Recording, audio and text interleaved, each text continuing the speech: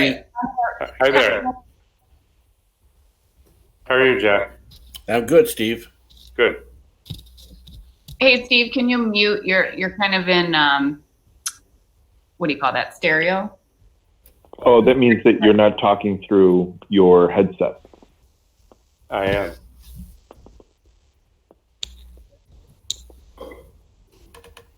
Well, that sounded fine to me right there. Okay, is that better? Say more things. Do I need to mute mine? Can you hear me when I'm talking now? Yeah, You're in stereo. it's still. Yes. Yeah, you're in stereo.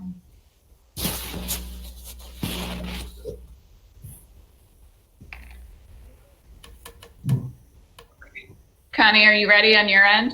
Yep.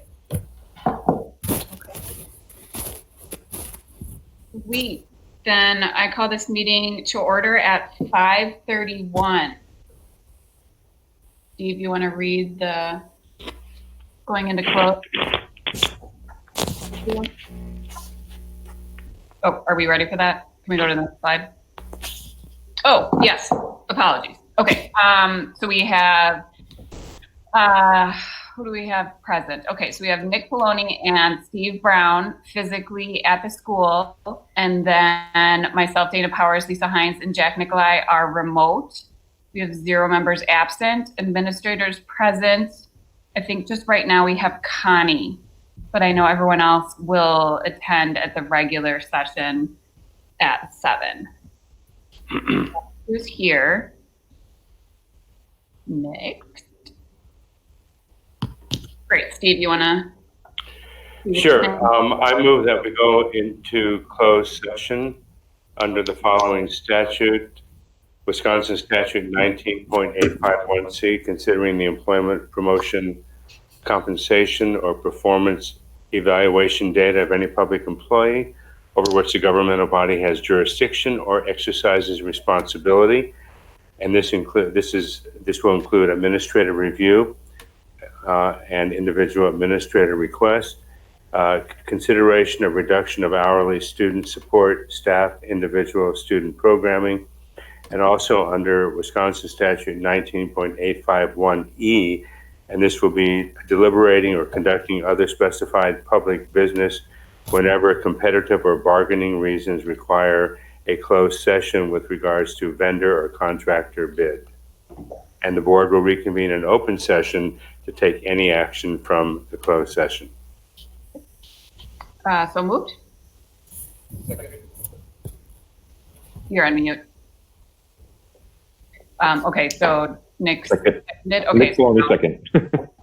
got it. So I'm just gonna, just for brevity, I'm just gonna use first names, and then you just need to say aye if you agree to the motion. So, and I'm just going in order of who I see on my screen. So Nick, Aye.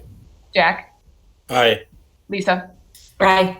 Steve, Aye. and Dana Powers, aye. And we, motion carries, and we are in closed session. So now, board members, we just need to click over to the link that Nick provided, and we'll reconvene to this link when we are done with our closed session. Yep. So, bye.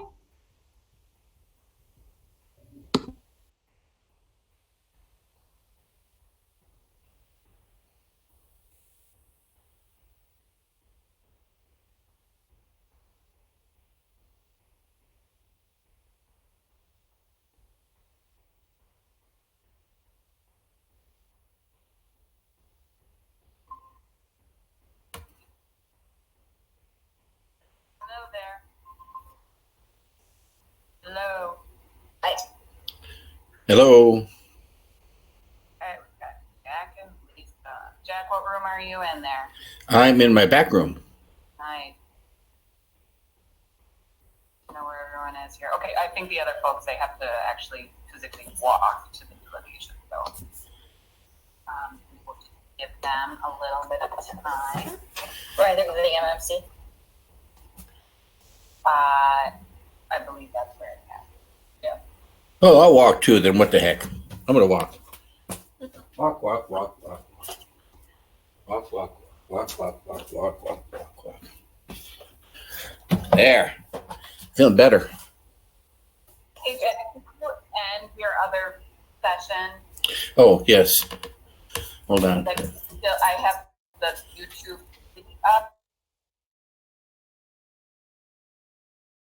Or yeah, you could do that way too. You could do that way. Hey, Jack. Can you hear me, Jack? I got this on there. Jack, can you hear me? Okay, so He's maybe, off now. Good. He's off.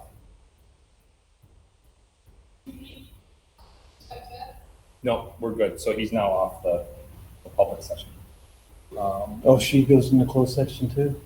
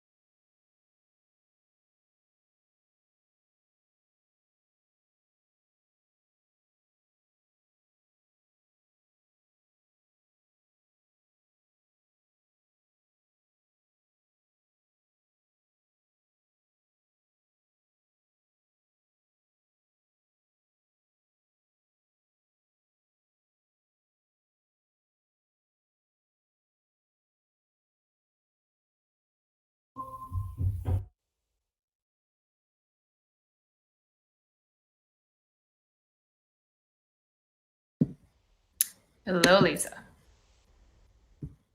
Oh, can you hear me? You're on mute.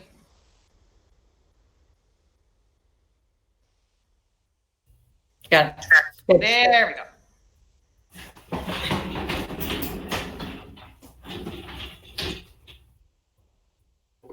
Okay, I think we just have to wait for those people to walk back. Hello, Lisa. Are you talking to me? Can you hear me? You're on Sorry, mute. what? No, were you talking to me? Oh, Jack, you're on mute. We can't hear you. There, Lisa. Oh, yeah. Oh, If you hey, could I'm bring putting your it in the screen background. forward just a little bit, because all I got was What? the top of your head during the meeting. Oh, sure. There, better. Even a little bit more. Back more? No. So we can see more of your, yep, but just, it's more ceiling. Yeah. Better? Okay, halfway in between there. 50%. Yay! Thank you. Now don't move. Just a second.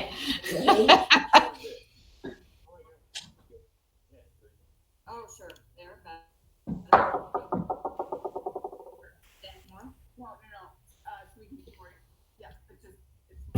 How do I mute the YouTube one? Just turn your volume down on whatever device it's on. I got it.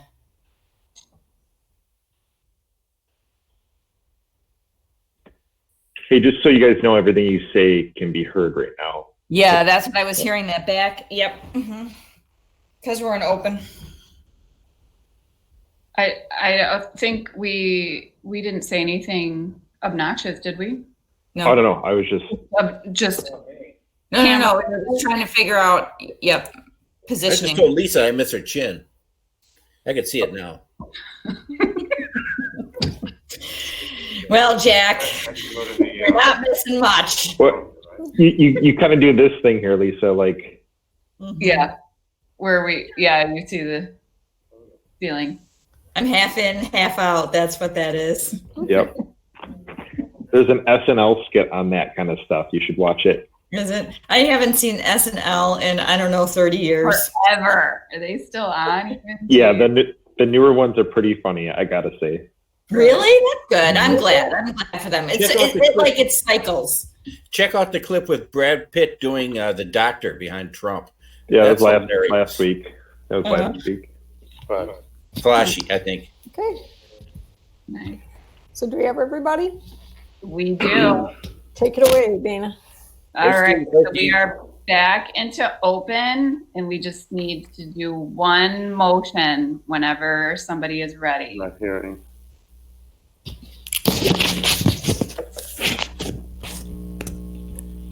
Oh, Deb's gonna have it. Steve, is that you or? All right. Well, help me through it.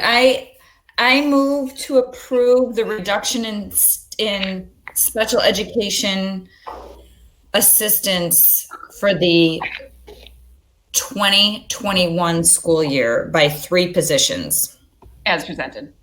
as presented. Is that right, Connie? Yes, So moved. Second? Okay, again, I'm just going down Nick, by second, how second. you appear on my screen. Steve, Aye. Lisa, Right. Nick, Aye. Jack, Hi. Dana, I, and motion carries. Thank you, Connie. Thank you. Now, can we go right into the hearing, or do we need to? so you would want to adjourn from the special meeting. Okay. Sweet. I move to adjourn from our special meeting at 6:31. So moved. Nick Poloni, second. Awesome. Steve, Aye. Lisa, Aye. Nick, Aye. Jack, Hi.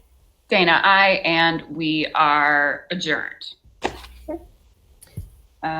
Now, So then at this point, we would go into the Salem School District public hearing. A portion of that, so you as board members are observers, not participants in this particular meeting. It was just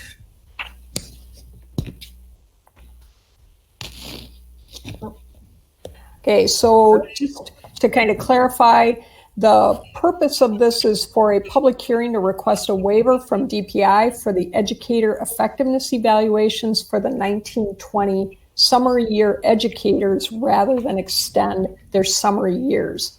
So basically what this means is that under the educator effectiveness process, you would make a determination that the process is finalized for those teachers that are up for a summer year.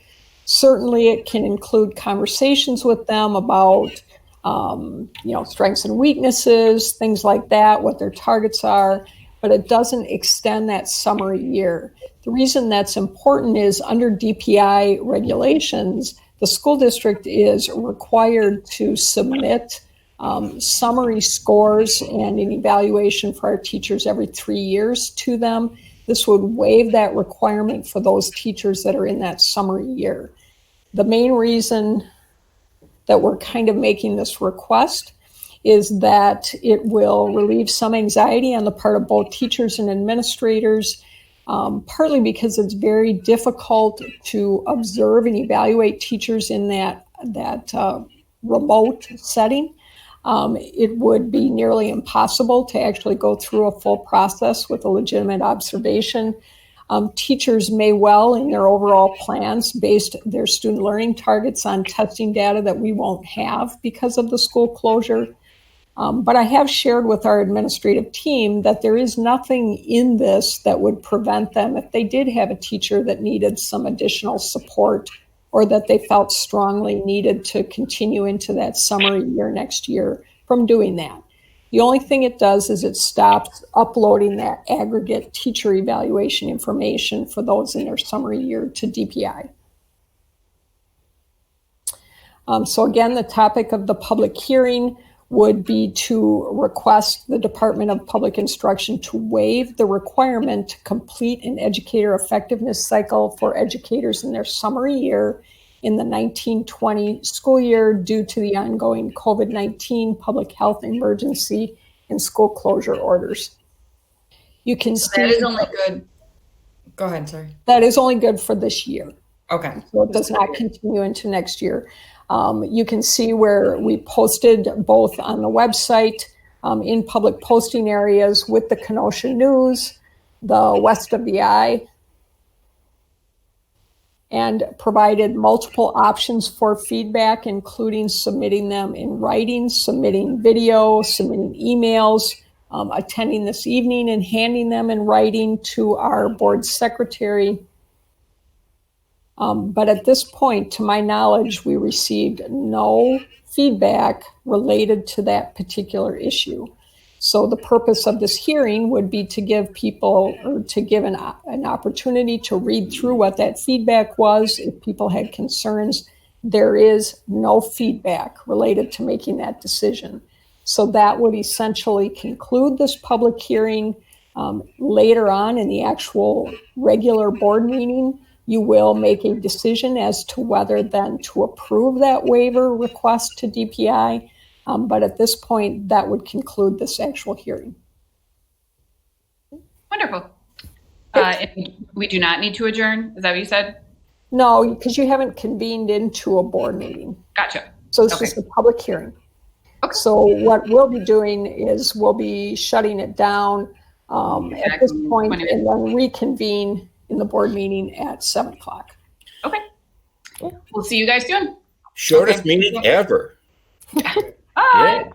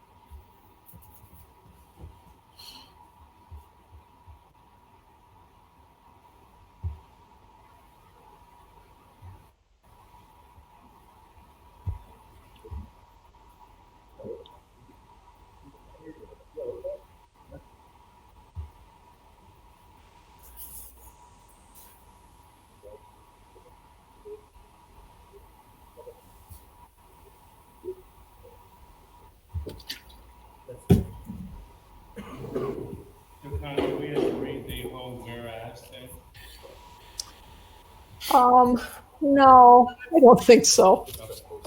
Yeah. Yeah, I think as presented. I'll go through a couple of the slides. Yeah. I don't mind. You have read the.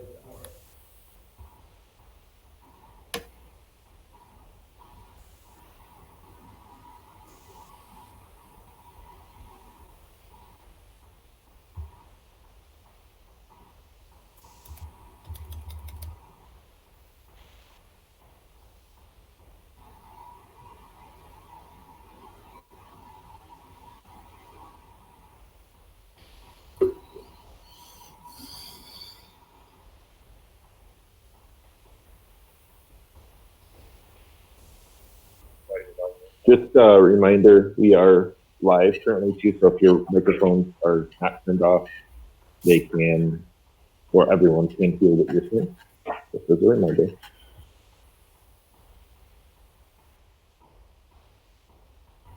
Thanks, Nick.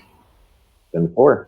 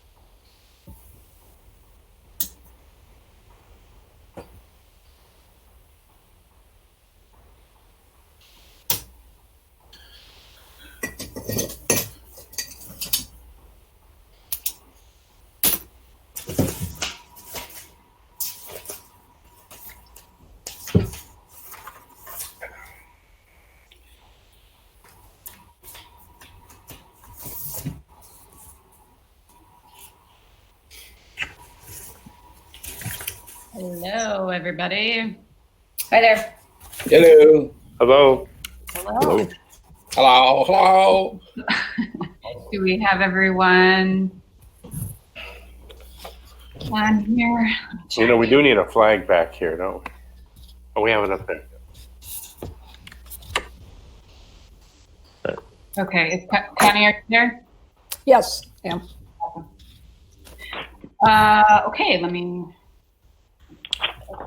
Okay. So, I call this meeting to order. It is 7 o'clock. The members present physically are Nick Poloni and Steve Brown. The members present remotely, myself, Dana Powers, Jack Nicolai, and Lisa Hines. There are no members absent. Administration present physically, I believe, is just Connie. Is that correct? No, I'm here. Oh, and sorry. And Susan Jarvis is there physically. Okay. No, remotely. Okay, I'm on physically right now. So is there anyone else there physically, Connie? Nope, just me. Okay. I see Eileen. Okay, so I'm just covering who's physically in the building. Oh. And then administration present remotely then is Susan Jarvis. Eileen, are you on? And I thought I saw Judy and Ryan. Okay, if I'm just looking at who's on here. That looks correct. Okay, so that's everybody. And then visitors present physically. You guys have a room, right? Are they in the LGI? Connie, is there anyone there? Or do you have a sign-in book? How are we even doing that? Yeah, there's a sign-in book and there's a couple people in there, I think. Is there? Okay. There's a sign-up list for that, so. Okay, awesome. Well, if you are in that room, welcome, and make sure that you've signed up on the little book that's available to you. And if you could stand and join all of us for the Pledge of Allegiance. I pledge allegiance to the flag of the United States of America and to the republic for which it stands, One Nation. under God. God, Indivisible. Liberty and justice. That was up. Thanks, guys. Okay, great. Can I get a motion on the agenda, please? Motion to Accept the agenda is written. Awesome, so moved. Nick Ploney, second. Okay, so I'm only going to say this once, but I'm just going to go from the top of my screen down. It is in no particular order. I'm just going to say your first name. You just have to say yay or nay. Jack. Yay. Steve. Yay. Lisa. Yay. Nick. Yay. And then Dana, I, and motion is carried. Thank you very much, and agenda is approved. Okay, that's me. So we have a lot to cover tonight. So in respect of how much we have to cover, if we could just know that there are certain things that Connie has updated us on her weekly updates. If we could just keep those things in mind too, if we know those things, let's try not to rehash those, if you will, just for the essence of time, if we could just, knowing how much we have to cover and we don't want to be here until midnight. So just trying to get a way to keep this as brief as possible. So that is all I had. Go ahead, Connie, or whoever is, Shane, whoever's doing the slides. Aw. So we have our staff member spotlight. I would like to spotlight our technology team, without which we would be lost as a school district right now. And more than being lost, they have been amazing. I just can't tell you how dedicated they've been, how hard they've worked, how focused they've been on getting this stuff done through all of the things that are kind of tossed their way. That's great. There's a lot of different things that they've been involved in. Obviously, emergency communications, maintaining our existing technology and infrastructure and devices, virtual instruction framework and implementation, a lot of training of staff on all aspects of virtual instruction and communication, hugely providing connectivity and devices to students. We rolled out a huge amount of individual devices to our students so that they could participate in our virtual instruction, repairing and maintaining connectivity for those devices, and not the least of which are virtual board meetings. That last other duties is assigned is huge for a big reason, in that just everything they do every day changes from minute to minute, and I am incredibly appreciative in this district. Owes them a huge debt for keeping us going. So thank you. If I could just add one thing, in communicating with other boards, not school boards, but other municipal boards around the area, I not only want to echo the incredible work of our staff here, everyone who works to keep to make these meetings, our virtual meetings, work. And also all of our staff who are working with our students. But there are so many municipalities that are trying their best to keep things moving and using the virtual reality, the actual world of the internet. But it's just amazing how far ahead we are and just the incredible work. So I want to echo what Connie just said. Thank you so much to everyone. Thank you. Okay, keep us moving here. Clerk's report. Yes, I have no correspondence. I do want to say that obviously the election results, where everything with the canvassing was done flawlessly, and first of all I would like to thank everyone who ran. I would first like to thank our member, Dr. Ted Gergen, who served on the board, and then also the election of Jack Nicolai. And Jack, welcome back to our board. And our board and your board and our community, and also the reelection of Dana Powers. And also, I want to thank the administration, the staff, and the technology for all the work that was done with regards to everything in support from our community as far as the election. Thank you. Thank you. Let's go on to consent items. Treasurer's report, Lisa. Okay, we have a treasurer's report dated March of 2020. In the general fund cash account, it's $155,894.30. Credit card at $10,581.19. The EBC Flex and HR cash account at $3,246.66. Capital Improvement Fund at $13,069.28. Petty cash $400. The LGIP long-term debt at $2,861,091 for a grand asset total of $3,044,192.34. Yeah. I move to approve the treasurer's report dated March 2020. Jeez. For a grand asset total of $3,044,192.34. Why was that so tough? It's 2020. It's just not a good number. So moved. Steve Brown, I second that. Okay, Jack, Aye. Steve, Aye. Lisa, Aye. Luke, Aye. Nick, and Dana, aye, and motion carries. Okay, please review the, shoot, I lost my agenda. What's next? Surprise me. Accounts payable. Accounts payable. Sorry. Yep. Yeah. Does anybody have any questions, or is there anything needs to be reviewed?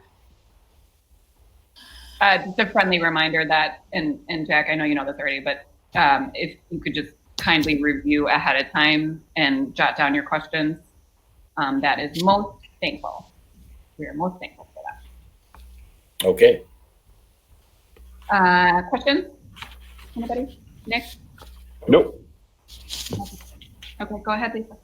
All right, I move to approve the accounts payable bills dated March 18th, 2020 through April 24th, 2020 from check number 69072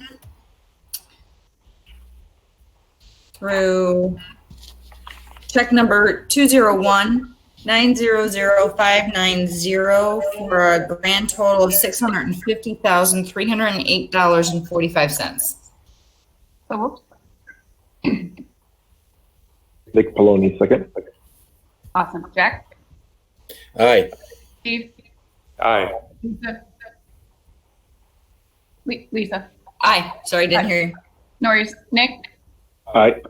And Dana Powers, aye, and motion carries. Now we move to regular school board meeting minutes. So we have a set of 3 different minutes. The first set being minutes of the regular school board meeting of March 26, 2020, as printed and amended. I move to approve the regular school board meeting minutes dated Thursday, March 26, 2020, as printed and amended. So moved. Nick Poloni, second. Aye. Steve? Aye. Lisa? Aye. Nick? Aye. And Dana, aye, motion carries. Next. We have the minutes of the special school board meeting 4/14/2020. That would be the 5:30 special board meeting as printed and amended. I move to approve the special school board meeting dated Tuesday, April. Wait a minute. It's 4/14.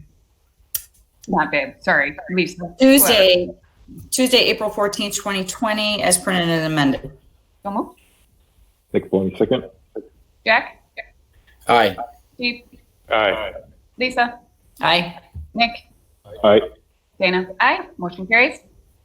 And then the last would be the minutes of the special school board meeting on 4/14/2020.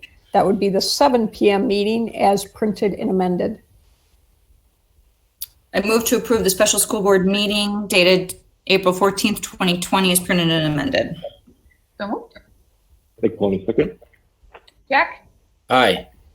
Steve, Aye. Lisa, Aye. Nick, Aye. and Dana. Aye. Motion carries. Did Diane receive any or go ahead, Connie. So we're into public comments. Have you received any? No, we have not. No. Okay.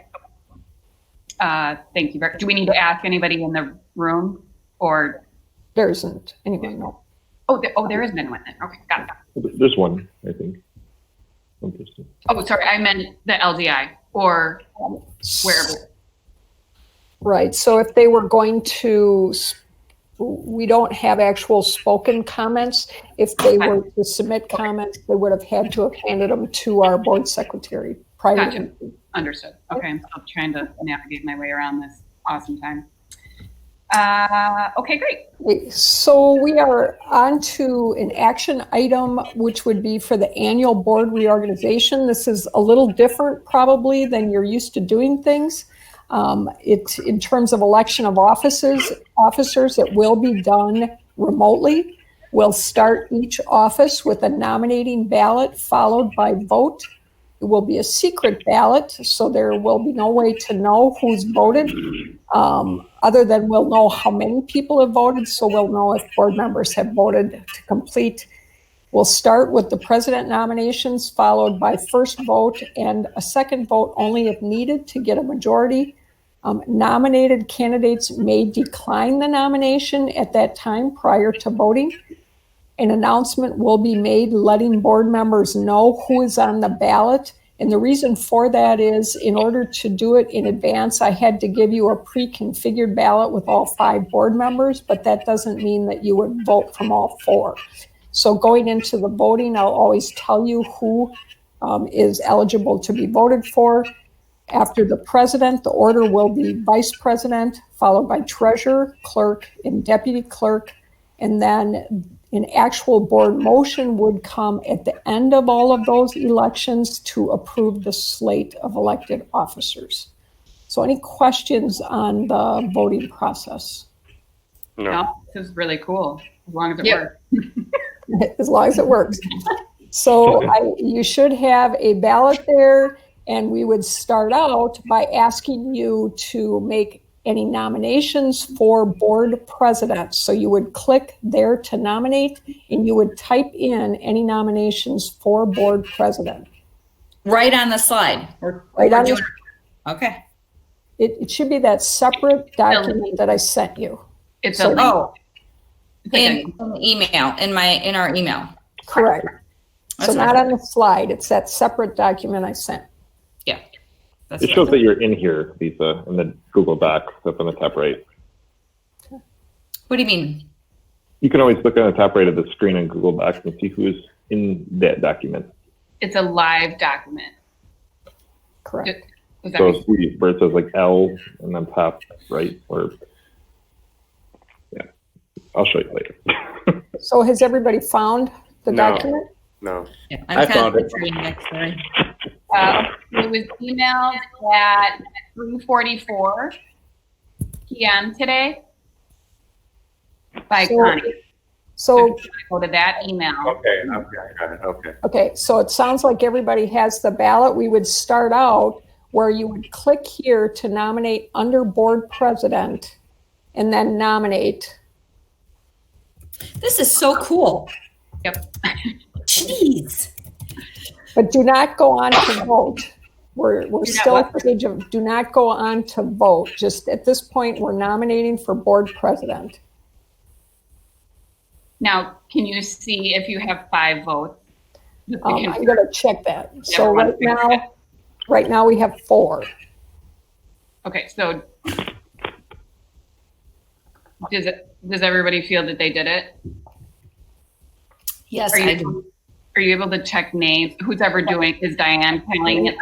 Yeah, so Diane is checking it. She can't tell who hasn't voted. She can only tell you how many people have and what the names are of those. So you only have 4? Okay. So just to remind everyone that you would click here to nominate under board president, and then you would type in a name, and then is there a submit button to that? Yes, it's underneath. Okay, is it And it says, possible? yeah, and it says it's been, like your response has been recorded, so it gives you a confirmation that it went through. Okay, so everybody should have that. Yeah, so if everyone could just go back and click on that again, it'll say you've already responded, and then it'll know for sure because it's not allowing you to vote twice. If everyone could just double check that. Mine is done. Jack. You can fill out this form only once. Yep, mine's gone. Okay, Steve, do you have that No. notice? Okay, then why don't you go back to, let's try it again, like click on that. You got it. Steve, you got to click on the click here. You got to get into the Google Doc. It's actually a hyperlink, Steve. So if you click on it, it'll open up a new, Okay. a new tab. Okay, Dan, can you, I'm sorry. No worries. Take your time. Okay. Okay, so you have 5 now, Diane? Or No. We're still working on it. Where? Here? Where? Here?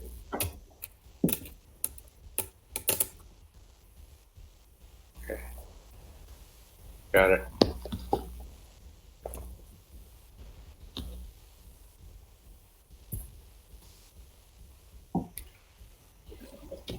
Are we ready? Okay, so now we have 5. Diane?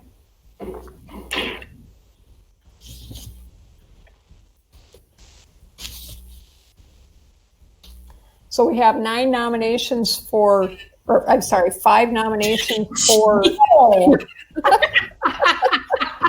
we have 5 nominations for Dana, and so that would assume that Dana would be the board president then, so there's no need to vote. So then we would move on to board vice president. And so each of the board members would click under board vice president to nominate.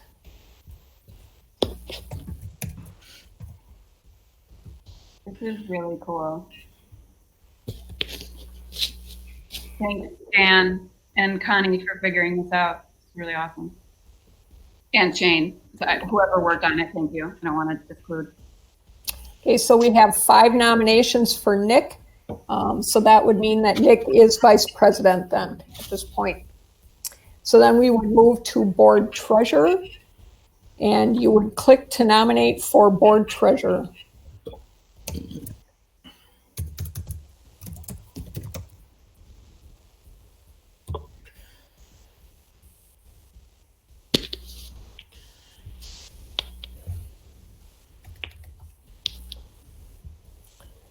So then we have 5 nominations for Lisa. So Lisa would be treasurer then. And then board clerk, you would click to nominate for board clerk.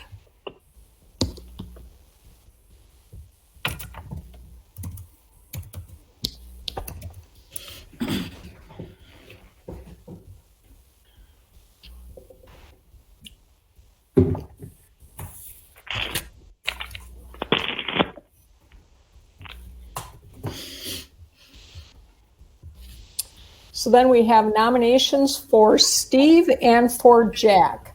So at this point, then you would click here to vote under board clerk, and you would vote for only Steve or Jack.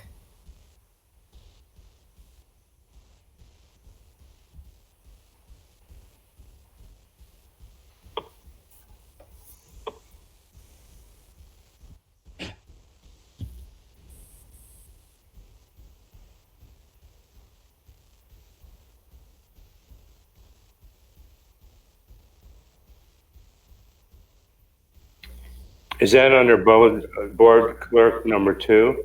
Yes, so you'd go, no, click here to vote would be the first one. So it'd be right under click here to nominate.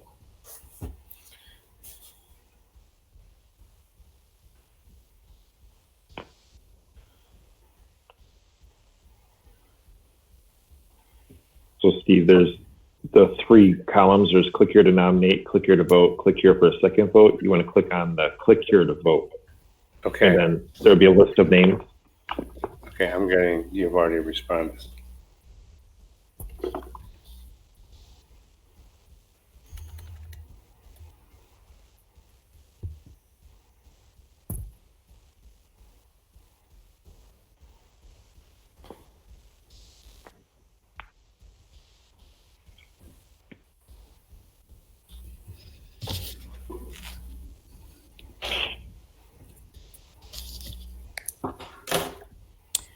So Steve does have a majority of the votes for clerk.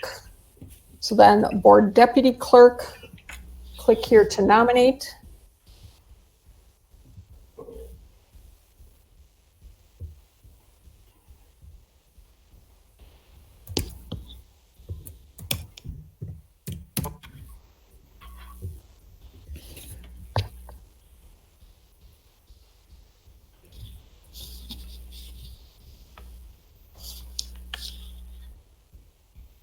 So I have 5 nominations for Jack, so Jack would be deputy clerk. Yay. So at this point, I would be asking for a motion to approve the slate of elected candidates. I motion to approve the slate of elected candidates. Nick Poloni. Second, Lisa Hines. Awesome. Jack, Aye. Steve, Aye.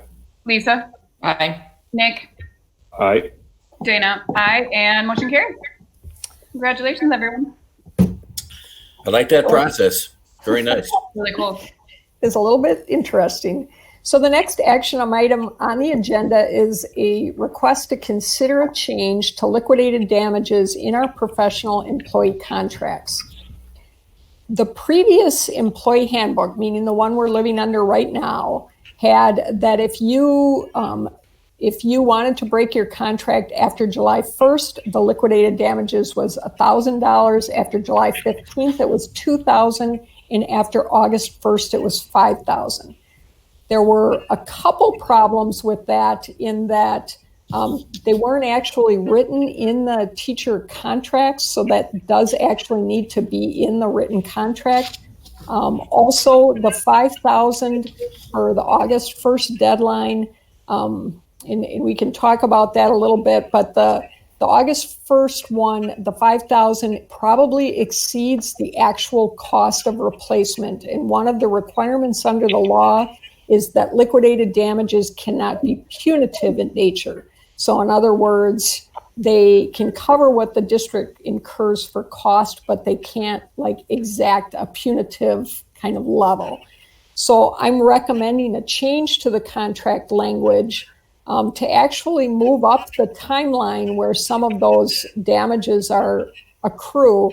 So if you sign a contract prior to June 15th, meaning you get your contract next week, you sign it, you turn it in, and then you decide to take another position, the liquidated damages at that point would be $500. Beginning on June 15th, yet prior to July 1st, the damages at that level would be $1,000 in liquidated damages. Beginning on July 1st and prior to August 1st, the damages would be $2,000, and then beginning August 1st would drop from the $5,000 down to $3,000 in liquidated damages. The reasons for the change would be, first of all, that the language in an employee handbook is subject to change. Therefore, the recommendation is to actually include it in the written contract. Liquidated damages may not be punitive and may only represent actual costs. And then posting a position in May still reduces the district's pool of qualified candidates, and that's why my recommendation to move that up. Posting a position in June will significantly reduce the pool of available candidates, especially for high need areas.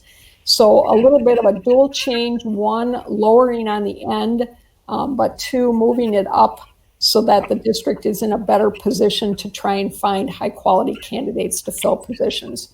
The recommendation would be to add the language related to liquidated damages in professional employee contracts as presented. I'm bringing this to you now, which may seem like a strange time, but you're going to be voting on issuing contracts very shortly. So I want to get this approved prior to the actual vote to approve issuing contracts. Good. Lisa Hines, I move to add the language related to liquidated damages in the professional employee contracts as presented. So moved. Steve Brown, I second the motion. Jack, Aye. Steve, Aye. Lisa, Aye. Nick, Aye. Dana, aye. Motion carries. Thank you, Penny. I'm really excited to be able to say that, ask you to consider to approve individual professional employee contracts for the 2021 school year. There is no recommendation to non-renew any contracts for reduction in force. I believe that that will is a very nice situation for a district to be in, and will certainly give some a little more calm to our teachers as they contemplate some of the other financial challenges going around in communities right now. The contract approval that I have given you a list includes 78 full-time and 3 part-time contracts for professional employees. The contracts reflect step and lane changes for eligible employees as they are known. So it's possible that a change may have taken place that we're not aware of, and we could always amend a contract if that is the situation. It does not include an overall increase because that has not been negotiated yet. So what our employees will see is the step and lane changes, if we're aware of them, in their new contracts.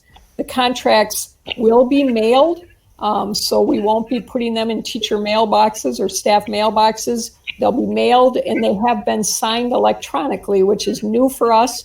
I think it's certainly nice for people to have an actual original signature on their contract, but because of the COVID-19 situation, we decided that putting electronic signatures on there would be a safer way to handle those contracts for our employees. The recommendation would be to approve 81 78 full-time and 3 part-time professional employee contracts for the 2021 academic year as presented. Can I do this one? I always like this part. Move to approve 81, 78 full-time and 3 part-time professional employee contracts for the 2020-2021 academic year as presented. So moved. Lisa Hines, second. Awesome. Jack, Yes. Steve, Aye. Lisa, Aye. Nick, Aye. and Dana Powers, aye. Motion carries. Yay. So this is one that initially I was very certain about what I wanted you to approve, and we actually got a little bit of information, I would say yesterday in the afternoon, that maybe changed this one a little bit. Presently, our last day of student attendance would be Friday, June 5th of 2020. I was asking to consider the option of having the last day of student attendance being Thursday, May 28th, 2020, so about a week earlier. My reason for doing that was that typically the last week did include a lot of school year closeout activities like field trips and that type of thing. It only allowed for a half of contracted staff day to engage in wrap-up activities. It aligned with West Scotia Central's end date. They moved their end date up. And the change would allow the district and staff for 5 days of flexible time to do some planning around the 2021 based on multiple potential options. I think what we've been hearing is that you should plan for continued remote. You should plan for kind of a partial where we might bring in half the students on a given day, and plan for up to full attendance. And then to try and work on some curriculum alignment to support that instruction. Now, at the same time, yesterday, I did receive some recent direction from the WASDA leader, John Bales, and that's the Wisconsin Association of School District Administrators. You may wonder why that maybe matters. John is probably one of the go-to people for our governor, Tony Evers, and involved in the community or in the committee to make recommendations as to how the state should deal with these types of things. So that's why oftentimes we'll get information from him. And one of the things that he sent in his letter that I got yesterday afternoon is that he strongly encourages districts to continue providing some level of programming and services to students through their originally scheduled last date of attendance. The assumption of government and DPI officials was that you would continue whatever you are currently doing with and for students until the originally scheduled last date of attendance, even though schools were officially closed until June 30th. There is no order, law, or rule mandating that you keep kids until your last scheduled day. So in other words, he's saying what I had initially recommended is not against the law or against a rule. You, with the board, do have the authority to determine when you will end students' academic year. So with that, instead of giving a recommendation, I did want the board to have an opportunity to talk about that. Initially, it made a lot of sense to me to kind of cut it short a little bit to provide support for our teaching staff. Obviously, a half day, given the way in which this year has gone, does not give them really, I think, the opportunity they need to bring closure to the year and kind of look to next year, to even think about and wrap their heads around what next year might look like. So a very different year. But I guess that's where the board comes in and open to discussion on that. My read on it is that he's saying that he would like that to occur. That was kind of the communication. At the same time, he is reminding us that, that's what a board is for. They are the locally elected officials to make that decision. This is Steve Brown. I was wondering if we can get some feedback perhaps from Eileen Hansen, from Dr. Hansen, and perhaps from Ryan Sandberg on this also, please. I'd appreciate hearing from either or both of them. Are you there, Eileen? Yes, yeah, I am here. Okay, so I can report out just on how some of the virtual learning is going at this time. Well, first of all, the grade level teachers meet with me during the week, either on Wednesday, Thursday, or Friday. So we talk about how things are going. I also asked them if they could do a survey for me with the parents so that we can see where things are and how they are feeling. So my 4K, my kindergarten and first, all are using packets, and they're doing some online as well, but they're using the packets that were picked up. Well, they were sent out to them the first round, and then the second round, parents picked those up, and we would do some deliveries on packets. So they use a lot of, the worksheets and the different activities that the teachers have put together. The third, the fourth, and the fifth grade, then they're using Google Classroom. So that's the tool that's being used to set up the classes, to help students. They grade the students, they work with them on the assignments and so on, and give them, the feedback that they need. So when the survey was given, basically it came through that, teachers are really happy with the communication, that the parents are happy with the communication that teachers are giving. It is very well organized online. It's easy to find. They also feel as though the tech team's been doing a great job of helping parents, who are having some difficulties at home. They appreciate the fact that the teachers are very flexible in their lessons so that, parents who can't get to some things until the weekend can then, get some, work done with their child then at that time. They also feel that there's an appropriate work amount. And that seems to be the, middle of the line. There's some parents who are asking for more, and there's some that are asking, two for less. Some of the things the parents had come up with, like there's a lack of social interaction for their child, which of course we understand that, that is happening. Their child wants to see their teacher and wants to see all their peers.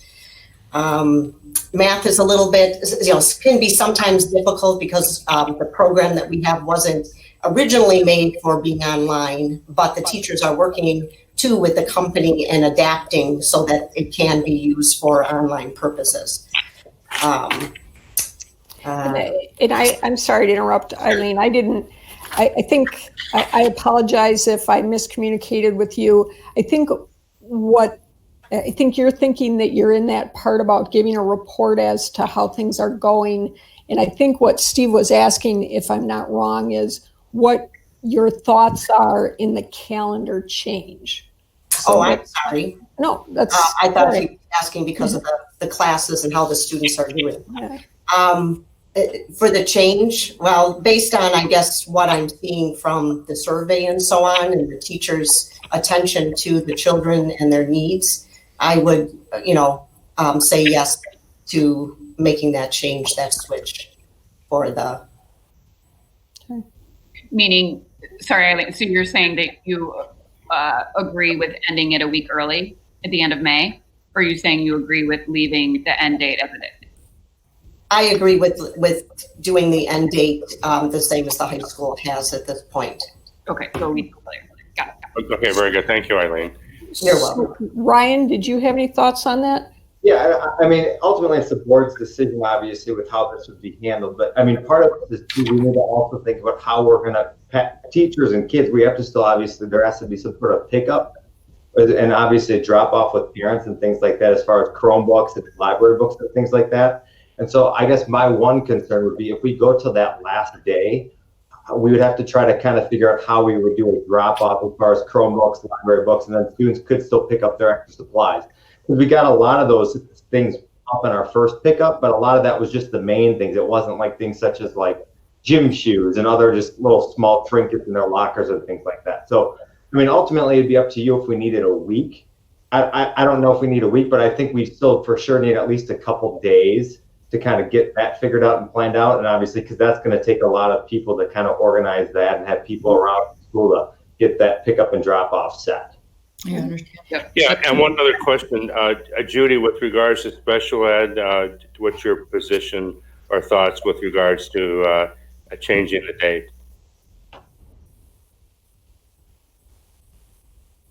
Judy, are you there? You may have zoned out. Okay. Oh. Judy? Okay, I saw that she was there, but okay. She's not muted. Maybe she just stepped away. Okay, that's okay. Thank you. And I just to clarify, I think, obviously the time spent with staff kind of getting the building cleaned out and those kind of things is really important. I think my goal for some of that time was to allow staff to kind of work together on thinking about how they would continue going into next year to deliver instruction and to work on some of the curriculum alignment that we kind of started this year but came to a pretty quick halt, and maybe even do some of the training. For example, flexibly, it wouldn't necessarily have to be those next 4 days. We could ask some of the grade level teams to get together for some meetings in June, maybe mid-June or something like that, to work on some of those. But that idea of leaving some time available in their contract year to try and kind of pull curriculum together and work on, bringing some kind of finalization to the school year in terms of assessment and that type of thing as well. And Connie, you're thinking this is all done at the school in person, right? After hopefully the May 26th quarantine is lifted for.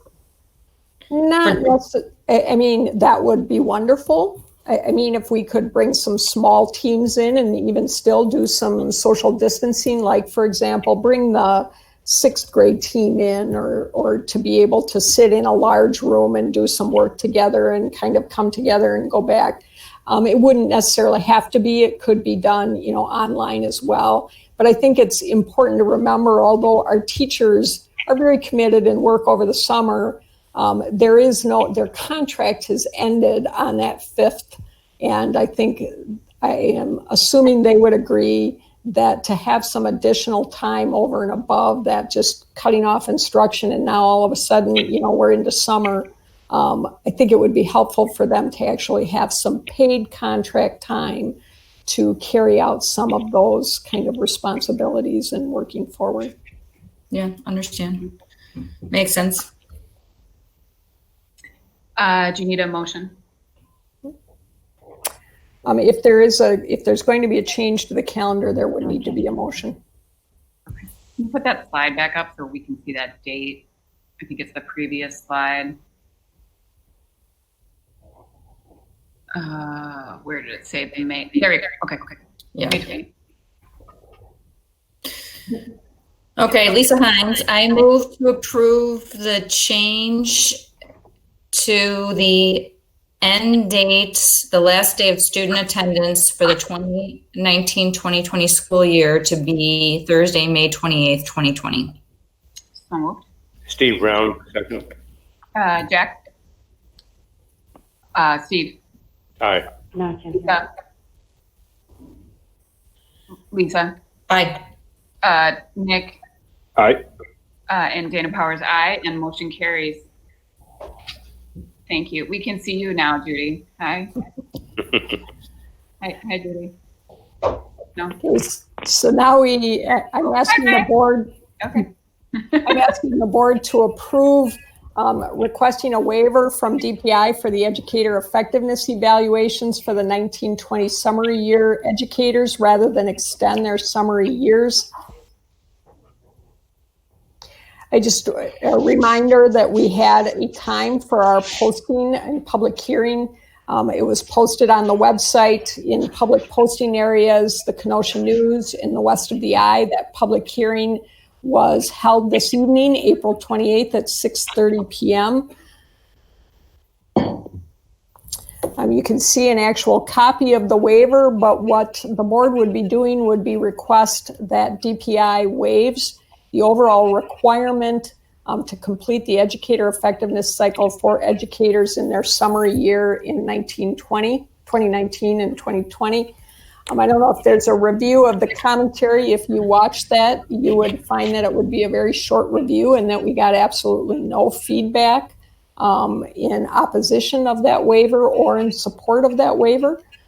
So based on the lack of commentary, my recommendation would be that the board approve the resolution to the Department of Public Instruction to waive the requirement to complete an educator effectiveness cycle for educators in their summary year of 2019 and 2020 as presented. Jack Nicolai, move to approve resolution to the Department of Public Instruction to waive the requirement to complete an educator effectiveness cycle for educators in their summary year in 2019-2020 as presented. So moved. Nick Pony, second. Jack? Aye. Steve? Aye. Nick? Aye. Lisa? Aye. And Dana, aye. Motion carries.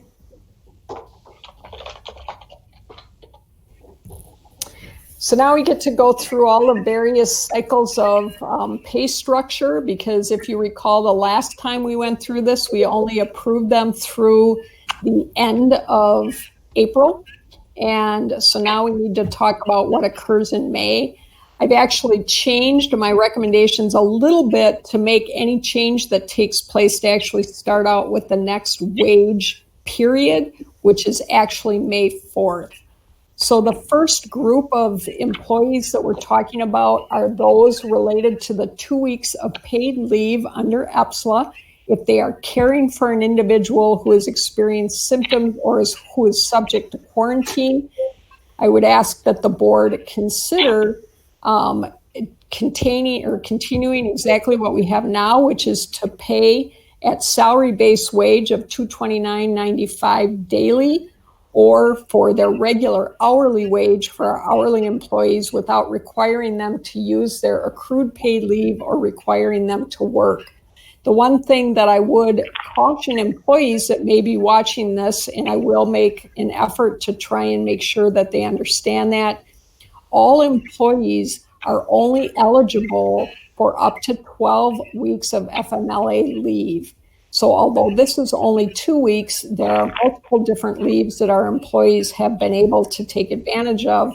But this, like any, because we're starting to move into that territory of where we've had employees on leave now, starting to creep up towards that 12-week period. So I'm just kind of notifying everybody of that. But this would just be for that small group of employees, and I'm basically asking the board to continue exactly what we have been doing since it started. Nick Poloni, I motion to paid at salary base wage rate of $229.95 daily prorated at employees FTE or regular hourly wage without requiring them to use their accrued paid leave or requiring them to work, subject to the 12-week limit for calendar year FMLA. So moved. Steve Brown, second. Jack, Aye. Nick, Aye. Lisa, Aye. Steve, Aye. and Dana Powers, aye. Motion carries.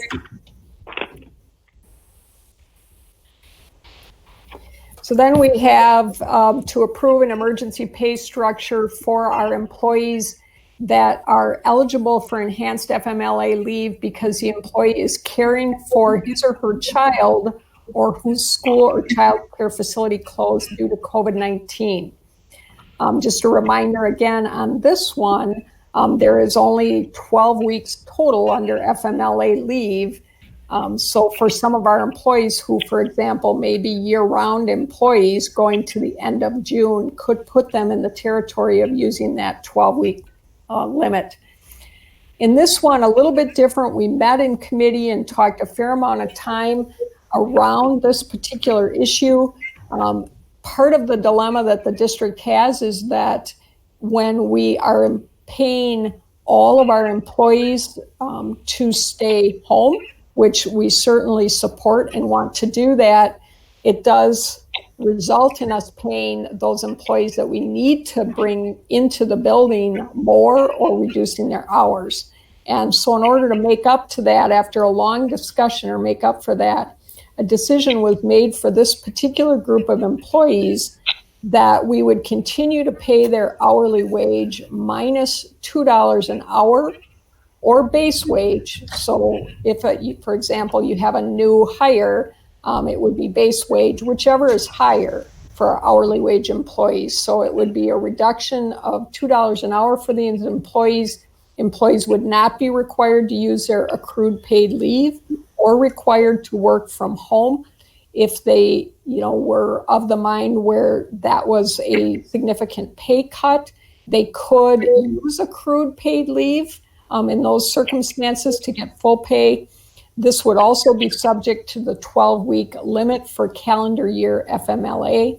I don't know if there were any of the committee members. We did discuss this in committee, but the thought was made that starting with that May 4th date, if our employees that met this leave were going to continue on that, they would have a $2 an hour decrease in their wage.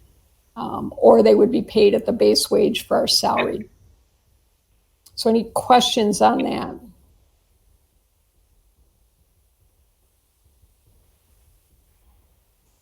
Nope. Motion, anybody? If there's no question.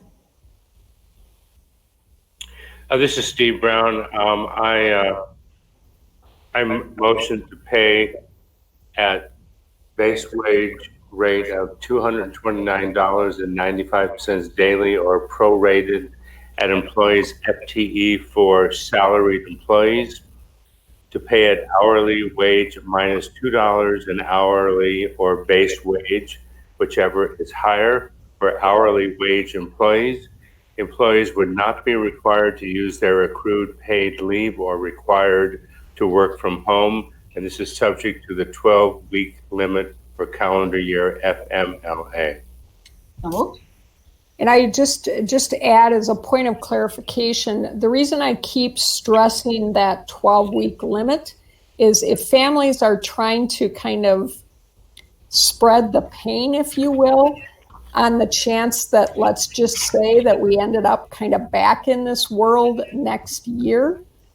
Just a reminder to those employees that the maximum availability of FMLA is 12 weeks total. So that's why I kind of keep stressing that. Yep, that's a good reminder. So I have a motion, I just need a second. Lisa Hines, second. Aye. Lisa, Aye. Nick, Aye. Jack, Aye. and Dana Powers, aye. Motion carried.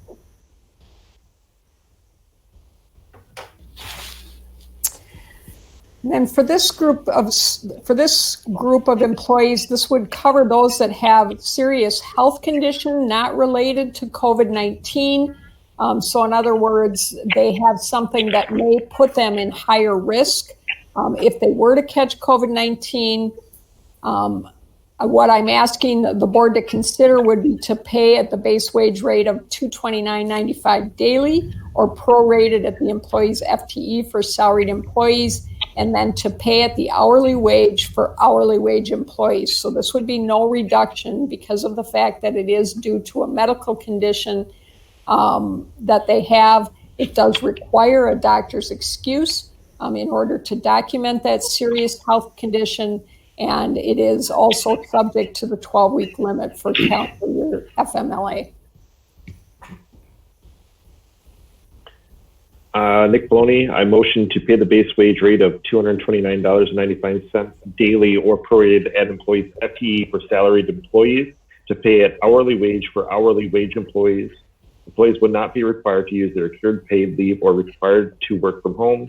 They will need to provide the district with a doctor's notice documenting a serious health condition, subject to the 12-week limit for calendar year FMLA. So moved. Steve Brown, second. Awesome. Steve? Aye. Jack? Aye. Lisa? Aye. Nick? Aye. And Dana? Aye. Motion carries.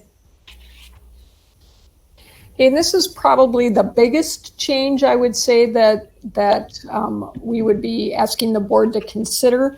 This was something that was discussed in both of the committee meetings in terms of making a recommendation. I just want to take you back and remind everyone that EPSLA does not provide for FMLA leave for employees over the age of 60 as a high-risk category.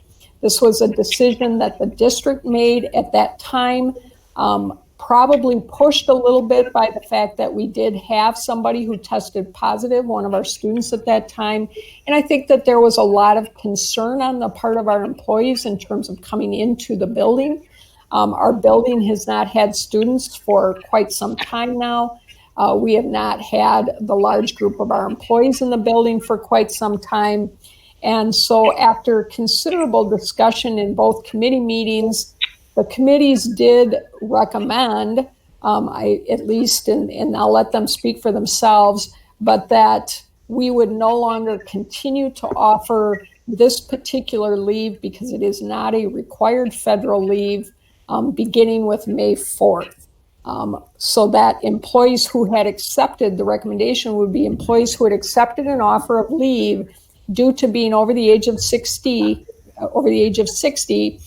would be asked to return starting on May 4th, 2020, subject to the conditions of their employment category. So again, how we handle custodians is a little bit different than how teacher assistants are handled. They may, however, choose to use paid accrued leave in lieu of returning to work if they choose to do that, and also with the expectation that we would have that they would be social distancing, and we would take care to make sure that there was not undue risk in the work that they were doing here in the building. So I don't know, those board members that were at the various committee meetings, if there's anything they want to add to that, or if they had a different understanding of that. Nope, that was good. Nope. Yep. Motion? Lisa Hines, I move to approve employees who accepted an offer of leave due to being over the age of 60 would be asked to return starting on May 4th, 2020, subject to the conditions of their employment category. They may choose to use paid accrued leave in lieu of returning to work. So, Steve Brown. You can have it. never know. Steve? Aye. Nick? Jack? Abstain. Lisa? Me? Your Lisa? name is, yes. Jeez, aye. Nick? Aye. Dana? Aye. Motion carries. So now we have to approve the emergency pay structure for our custodial, clerical, and technology employees. This is a different group of employees because they are actually required to be on site for the majority of their hours. And so if they fall in this category and do not choose any of the above options related to FMLA leave or EPSLA leave, they will be assigned hours during their typical scheduled hours and will be paid 8 hours for every 6 that they work or 4 for every 3 that they work. The district will make every attempt to fairly rotate these hours during typically scheduled hours and attempt to provide flexibility where possible. Employees may decide to use any accrued paid leave for any of the days they are scheduled. However, it is at straight rate 8 hours leave for a normally scheduled 8-hour day. Again, this is a very small group of employees that we actually, the majority of time, have on site on a daily basis for their work week. The recommendation would be to compensate these employees who meet this category definition as presented. Steve Brown, I make a motion to compensate employees who meet this category definition as presented. So moved. Nick, you want to take this one? Yeah, Nick Maloney second. Awesome. Steve? Aye. Jack? Aye. Lisa? Aye. Nick? Aye. And Dana, aye. Motion carries. And then our last group would be our teacher assistants, library assistants, special education assistants, who kind of are the hybrid where they work off-site a good amount of time, they work on-site a good amount of time. And so rather than getting into, the number of hours they're here compared to the number of hours they're there, employees will be assigned tasks by their direct supervisor that may be completed from home or may be required to report on site during their typical scheduled hours. The district will make every attempt to fairly rotate these hours during typically scheduled hours and attempt to provide flexibility where possible. Employees may decide to use any accrued paid leave for any of the days they are scheduled on site. The recommendation looks a little different based on this category. What the recommendation is to compensate employees at their regular hourly wage for hours typically worked, regardless of the number of actual hours worked. So, we may not be able to assign a full 40 hours working from home. So that's going to vary a little bit, but they would get paid for their regular hours if that's what they're typically working.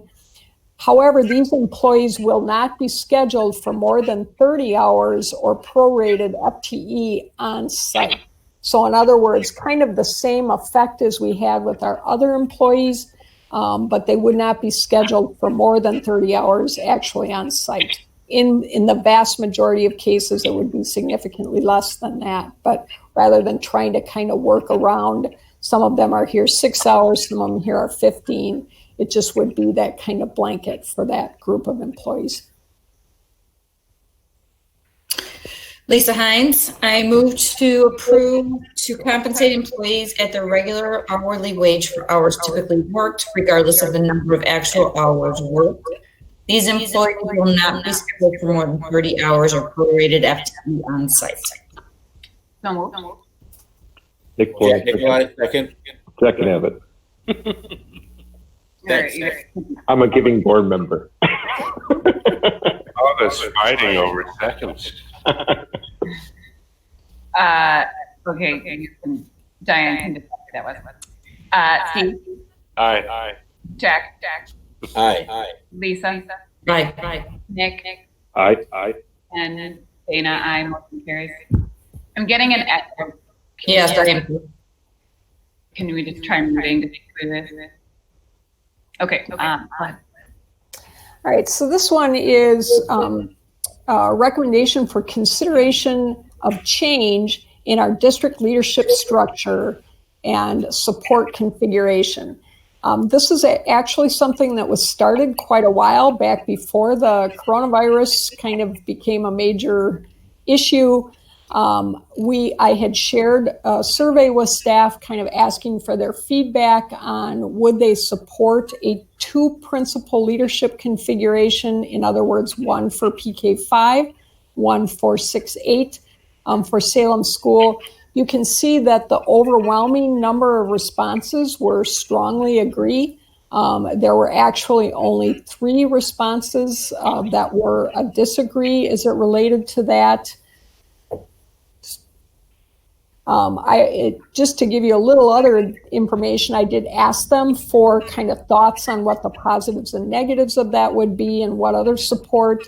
I've met pretty significantly with the leadership team to talk with them about how they felt they could best provide support for our staff and students in the building. And so what we came up with was a little bit of a change in the leadership team where you would have a PK5 principal. That would be a new position, and that would be posted both internally and externally for anyone who is interested in that. It would involve a reassignment, so not new positions, it would be FTE neutral, but a reassignment of our existing intervention staff to focus a little more in that PK5 world, but also being a little more proactive and working within the classroom more as opposed to kind of a pull-out intervention. And I don't mean proactive in that what we were doing in the past wasn't, but to try and address things as they arise in the classroom and kind of catching them on that early end of things. Really split into 2 different kind of positions. One focusing on math, continuing in that, but also really focusing in on that social emotional with some of these younger, at these younger grade levels. And then also obviously is probably one of the key skills that our students need to achieve during those early years is to provide literacy intervention and support, and going along with the potential implementation of a new reading curriculum. Then we would have a 6-8 principal, and that would actually involve a transfer of Mr. Ryan Sandberg, who is now the assistant principal for Salem Grade School, and then a 6-8 dean of students, which presently is vacant. So that would be, again, a position that would need to be posted and hired. And then I want to remind just staff in general that there is still a pretty, a layer of support that comes in with that leadership team. And that kind of recommendation for that would also be FTE neutral. There is a new position, and you're going to be approving that tonight, the job description for that. That would be one that would be posted. And that is a 1 FTE of special education inclusion support for both academic and behavioral. So again, focused in special education in terms of working with students at, that really kind of potentially have some either behaviors or learning needs that require some additional kind of support and maybe a look at from kind of the perspective of their level of expertise. I say that this is FTE neutral because as you read the next line, we would continue with 1 district school psychologist, but this would actually be a reduction from the 1.8 we presently have. We'd continue with 1 full-time social worker, 2 guidance counselors, 1.5 FTE of reading tier 3 intervention, 1 full-time math tier 3 intervention, and a half-time FTE English language learners. So the recommendation again would be to approve the change in district leadership structure and support configuration as presented. Connie, overall, I certainly like this leadership structure recommendation. One of the questions I had is, as you listened to comments and you looked at the surveys, could you maybe share with us maybe a few of the comments that maybe struck you as either surprising or unusual in terms of reaction from staff? I don't know that I would say that anything was really surprising. I think one of the advantages I had going into this was that I had kind of observed some things in the first half of the year that I kind of felt like was creating some difficulties for staff having access to administrative support through no fault of anyone's. In my mind, it was kind of it was a numbers game. So if you think about one principal in a building of 1,000 students, it's very difficult to develop the knowledge and relationship with 1,000 students and their parents and then the entire staff. And so the way in which we were configured is you had a principal that had those 1,000 students and families. You had a assistant principal who had those 1,000 students and families, and you had a dean of students kind of in the same situation. So the feedback that we got from staff was very much focused around some of the benefits of moving to this model, having more contact with an administrator, allowing the administrators, that the principals, to have perhaps expertise at the particular grade levels, and so hire a little more strategically that way. And again, I think the biggest feedback was that kind of smaller numbers of people to try and develop relationships with and interact with, and have a little more ability maybe to get into classrooms and work with those teachers. But I also asked them what they thought some of the challenges might be. And one of the biggest challenges I think that they mentioned was the concern around making sure that communication was consistent and that there didn't result in kind of power struggles or miscommunication between the two different principals. And I think that's where, from my perspective, and I shared this with the board, that in my mind is the role of the superintendent, is to work with a full leadership team to make sure that they are moving forward together to meet the needs of all students within the school. Yeah, and I want to make the motion, and before we go, a little more discussion. A little more discussion, please. Yeah, well, I want to make the motion so that there can be a second, so we can have discussion. Okay, Dan, is that all right? That's fine. Okay, I move to approve the change in district leadership structure support configuration as presented. So moved. So moved. Nick, 20 seconds. Yeah, go ahead. I have a couple of questions. I remember back when the positions were split from a principal to a 6A principal, K5 principal, then principal, vice principal, and how would the teacher effectiveness training be handled by these different administrators? So actually, that's a really good question, because it's something that we've been talking about as an administrative team in terms of who actually does that training and who is the best person to do that.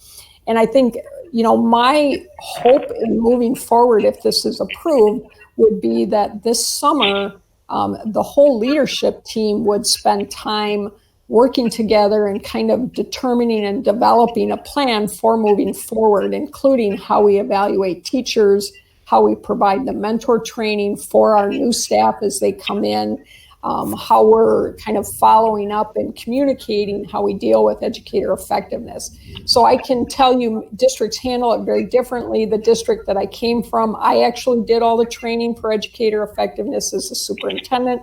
Some districts contract with someone from the outside to come in and make sure that that's consistent.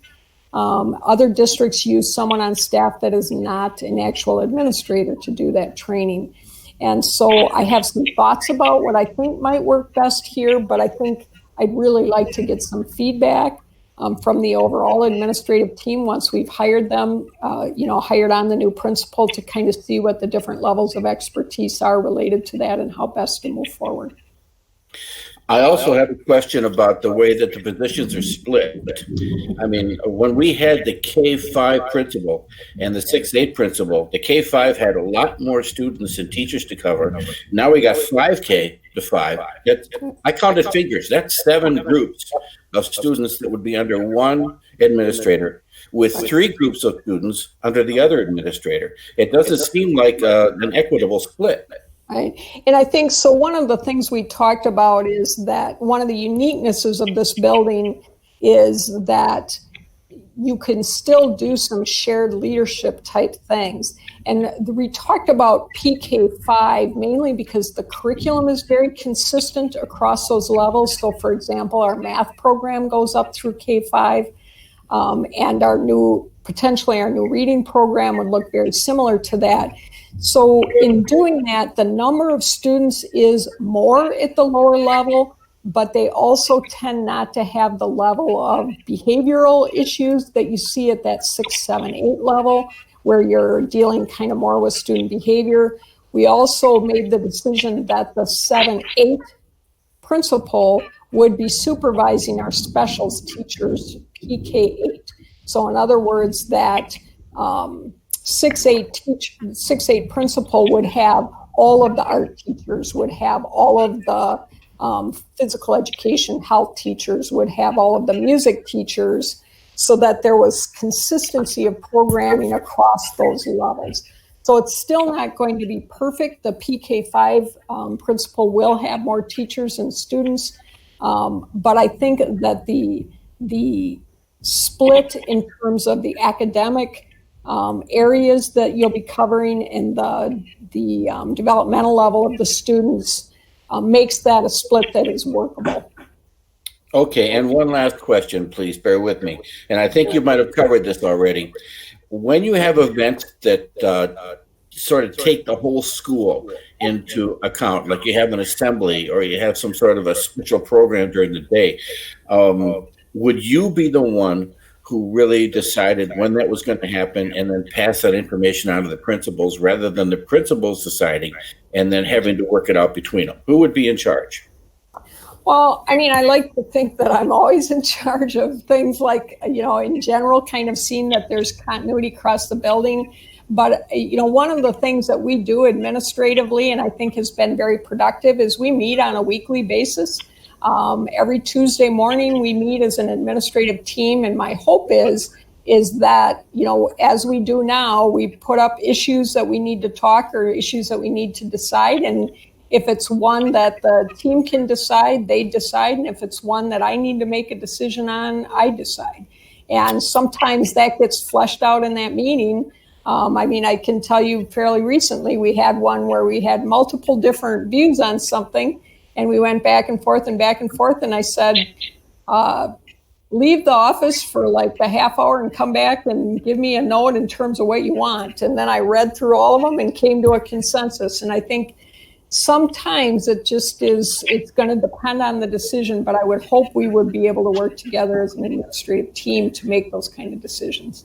Thank you for bearing with me. That's kind of a hot button item with me. You explained it very well. Thank you. Thanks. Are there any other discussion points? No? Okay, so we have a motion and a second, so I'm going to do roll call. Steve? Aye. Jack? Aye. Lisa? Aye. Nick? Aye. And Dana, aye. Motion carries. This is awesome, Connie. Thank you. Thank you. Thank you. All right, so this hopefully will go very quick, but I do need you then to consider the job descriptions and postings of these various positions. So first of all, consideration of job description and transfer for the Salem 6-8 principal. That would be Mr. Ryan Sandberg, who is the present Salem School Assistant Principal. It would include supervision of 6 through 8 grade level teaching staff and includes supervision of specials, and this would be PK8, physical education, health, art, music, technology. That particular position's direct supervisor would be the district administrator. The recommendation would be to approve the job description and transfer of Mr. Ryan Sandberg to this position as presented. Jack Nicolai, I move to approve job description and transfer of Mr. Ryan Sandberg to this position as presented. So moved. Steve Brown, second. Awesome. Nick? Aye. Lisa? Aye. Jack? Aye. Steve? Aye. And Dana, aye. Congratulations, Ryan. Thank you. Ryan, congratulations. Yeah, Ryan. Thank you so much. I appreciate it. I'm very humbled by it. So thank you. Congratulations.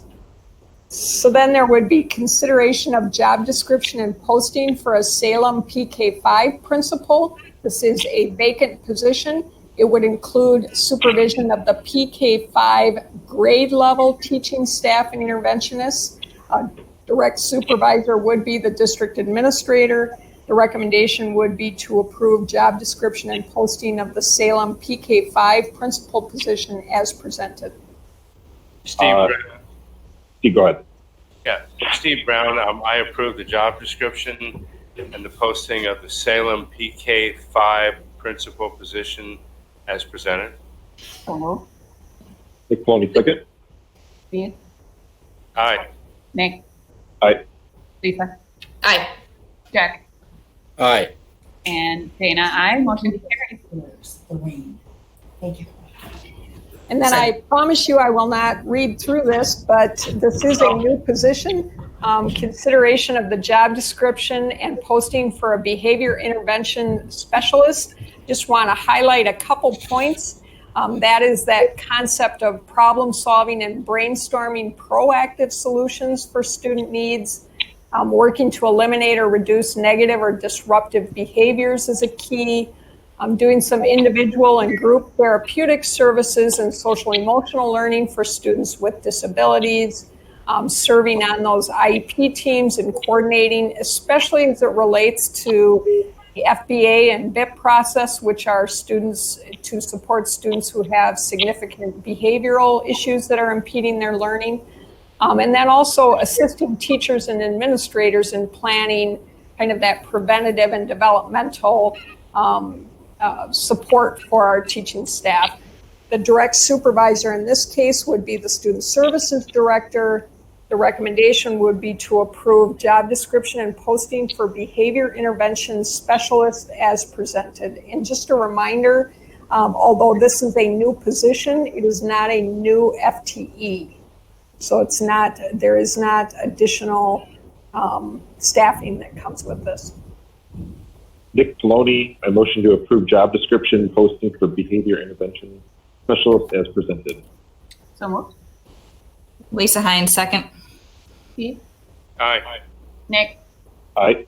Lisa, Aye. Jack, Aye. Dana, aye. Motion carries. So now we're into the information section of the board meeting. I'm going to share some ideas around this year's budget, but I know that Susan is also attending this meeting, so I will certainly give her an opportunity to add in here. But I wanted to just share a little bit about kind of where we were at with this year's budget. We have our emergency food program has been very successful, serving, as you can see, an average of 410 meals per day, and those are free meals to any children under the age of 18 in the community. There were in process, the board approved some of the bids at our last board meeting related to some of our maintenance projects and tackling some of the water issues. We will have a significant amount of money this year, much of it due to the referendum, but also due to some of the other savings that we have that could be placed into our kind of a maintenance. We talked about Fund 46, for example, is a fund that does allow a district to carry over some of that money into the following year. The nice thing about putting it in Fund 46 is that it is state aided. When you do that, there have been some additional costs, for example, in trying to get Chromebooks in the hands of all of our kids, in trying to cover some of those early days where we had to pay additionally to bring staff into the building.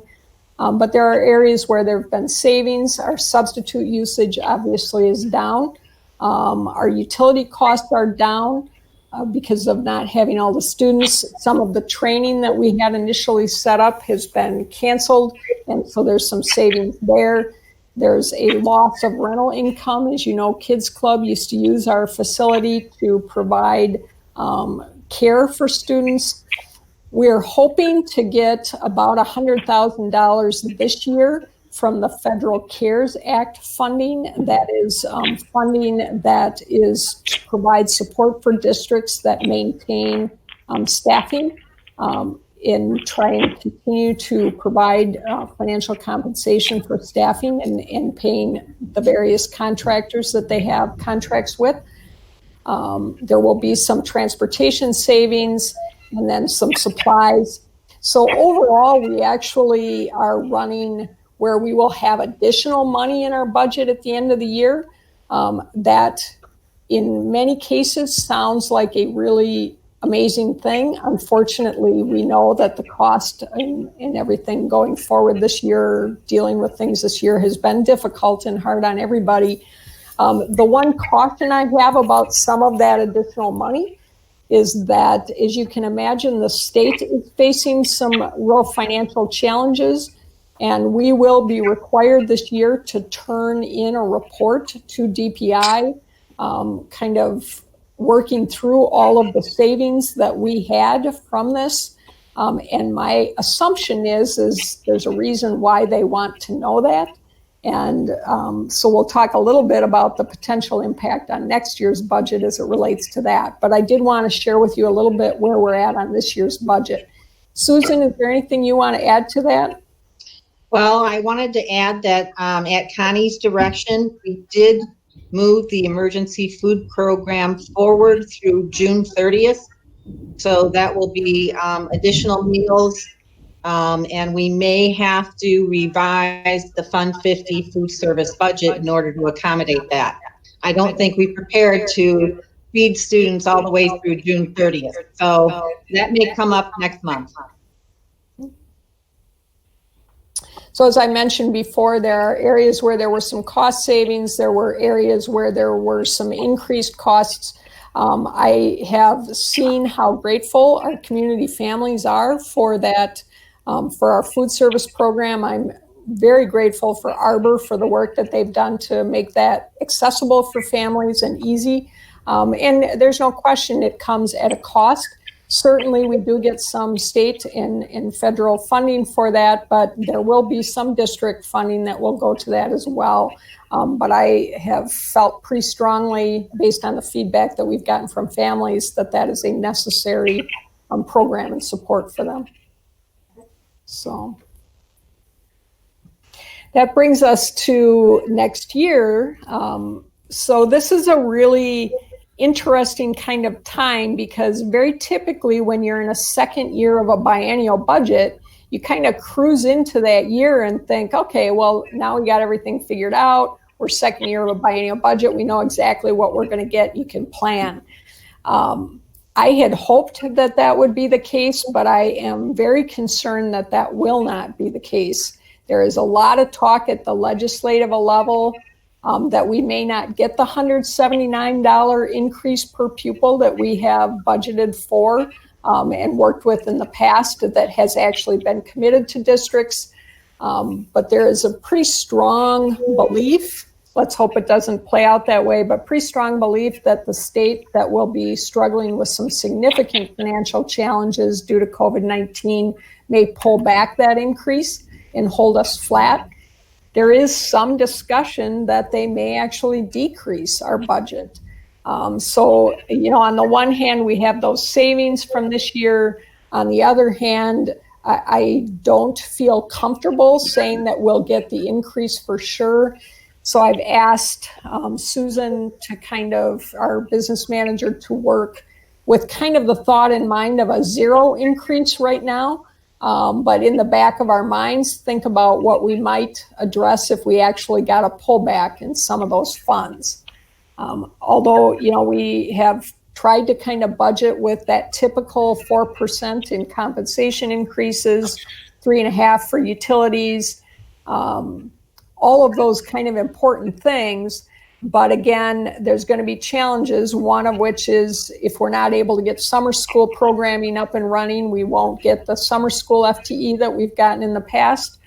There will likely be a delay in some of the property tax receipts because, as you know, the deadline for property taxes in many cases has been extended. There is very likely going to be a special ed categorical aid decrease. So some definite budget challenges on the horizon for next year if they pan out. And I think the story here is that we're going to have to at least initially budget pretty conservatively going into next year. Susan, any thoughts on that? Well, that's what I'm in the process of doing now, is pretty much putting us at zero and seeing where we need help. Most likely it's going to be in staff salaries, and probably maybe shifting some of the maintenance carve out to the staff salary. But that's ultimately the board's decision on how they want to go about that. So hopefully next month I will bring to you the projection as to what next year looks like. Yeah, and I think I think that's a great starting point.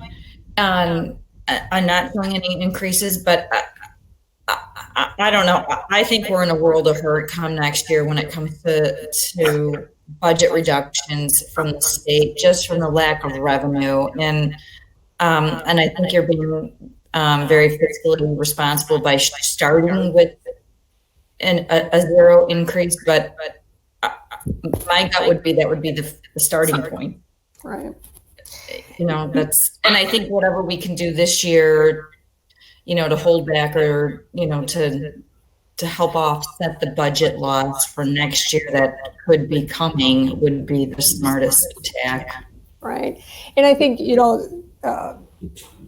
Susan and I have had many conversations around it has to be handled very strategically, because if you just take the money and dump it into your fund balance, you lose pretty significantly from a state aid perspective, and that would create obviously some harm for our taxpayers in the community as well. So it's going to be a really intricate balance around figuring out a way, for example, shifting some of that additional money into our kind of long-term maintenance capital improvement plan or fund, with trying to make sure we have a healthy fund balance to provide the needs that we have for next year. But I just want to caution as we move forward to be attentive to the state aid piece of that, because that does have a very significant impact on our taxpayers. Connie, it's going to be interesting, and just reading some of the information coming from the School Board Association and other sources, just how all of this will impact any future referenda statewide. Mm-hmm. Yeah, there's anytime you have such a significant impact on families and communities financially, obviously it has that impact. It is somewhat encouraging to note that in this last kind of right in the thick of the worst of the COVID crisis, 95% of school referendums passed, at that last election cycle, which is amazing. And I think tells you that our focus should continue to be on communicating with the members of our community about the needs that we have, making sure that we are inviting them in and hearing from them and working with them to make sure they understand the ins and outs of our budget and how we're making our budget decisions. All of that will be crucial as we, face some of the financial issues that we may have in the future. Yeah, the future is uncertain at this point, financially. So anything else, Susan, as it relates to both this year's budget and next year's budget, or anything from a business office perspective? I will tell you that the business office has had to, every board meeting I have, has had to have an immediate meeting the next morning to find out what the changes are so that they can react to the needs of our staff. And they have done an outstanding job getting our staff paid and reacting to those changes. Kelsey's been phenomenal. She's just awesome spreadsheet she puts together to keep all this in order. I just heard recently that we'll be getting monies back from workers' comp premiums due to paying furloughed employees. So we've got to work all that out because that's on a daily basis. So I'll be putting her to work again, creating more spreadsheets so that when the auditor comes in, the workers' comp auditor comes in after the close of the fiscal year, we can make sure that we get those credits. Just a lot of things in and out, working with the states CARES Act and everything else, and making sure. Go ahead. Finish up, Susan. I think we lost Susan. Oh. Susan, are you there? There's a lot of lightning. Susan? We can't hear you. Okay, should we move on and then when we jump back on? This is a question for Connie then. With what's been going on with food services, and Susan kind of alluded to it, and you did as well, as far as Arbor. How do things stand with regards to our contract with them for next year? So their contract is based on the number of meals and that they serve. One of the things that we will be bringing to the board in the next month is a likely increase to our overall school lunch program or prices. And mainly that's because under statute, the district is required to essentially break even on that. So you can't charge significantly less than that kind of market rate for your lunches. So to meet that kind of parity or equity level, we'll probably have to increase lunch costs. It will be very interesting to see next, and not by a significant amount, we may be talking like 5 cents or something like that. What will be very interesting to see next fall is the impact that coronavirus has had on our free and reduced lunch population. Mm-hmm.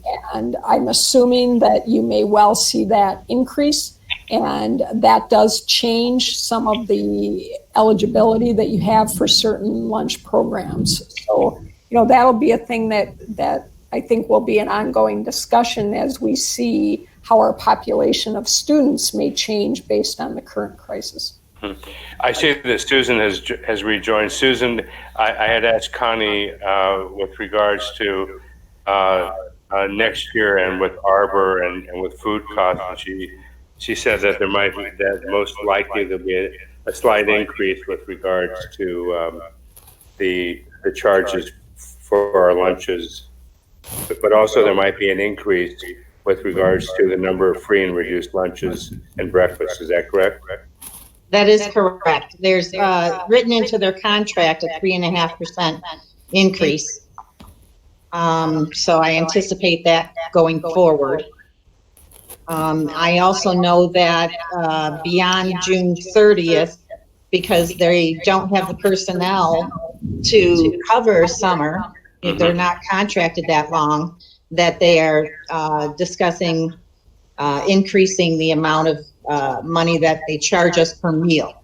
It would still put us under the amount that the USDA would be paying us. And after discussing that with Connie, she didn't feel that that was a bad, it would be acceptable as long as the students were going to be continued to be fed. Okay. Yeah, I think when he talked about it would put us just under that amount. So presently we are able to figure in some of our custodial costs and that type of thing into our overall lunch program because of the cleanup and that type of thing.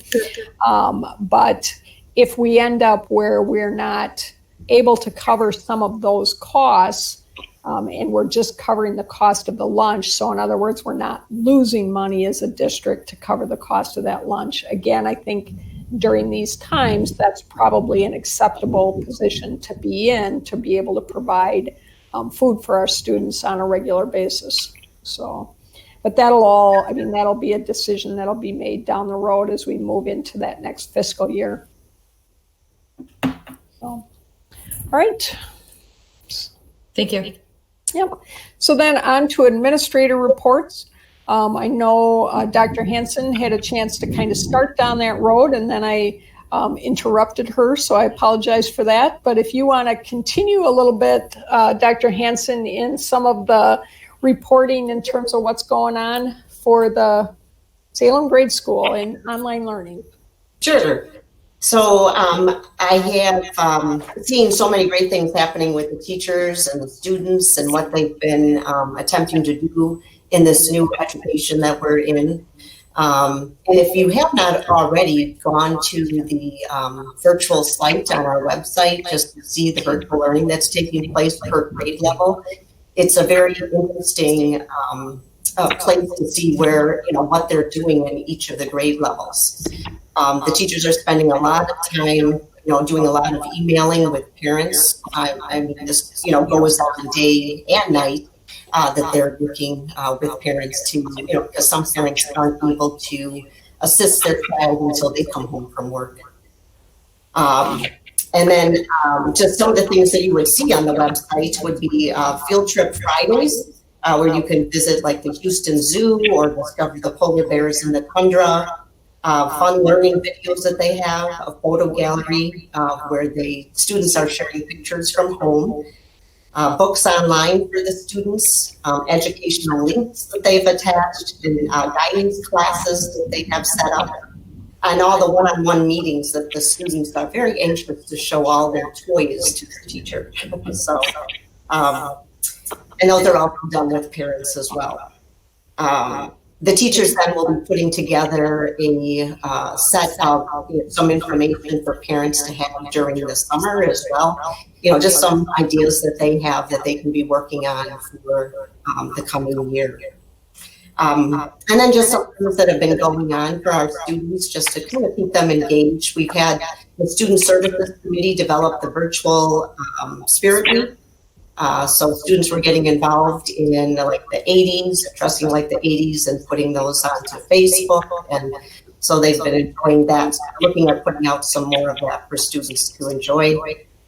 We also on our website have had Brownie the Bear, who can be seen on the website, making his way through Salem School in different classrooms.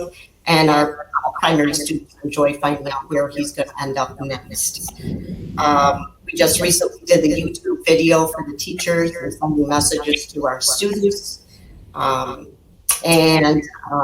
guess I just wanted to give a shout out to Dawn Ravel, who's been in the school office doing a lot of different things, and she's been working very hard throughout these weeks. So, but a lot of things going on.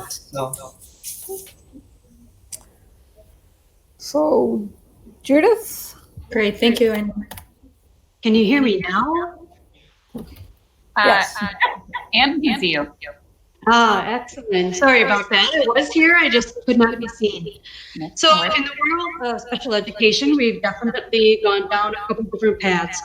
Our services have really changed from direct services to what we call teletherapy. So many of our services were able to continue to flow just like they were in the classroom. It's just now in a virtual learning.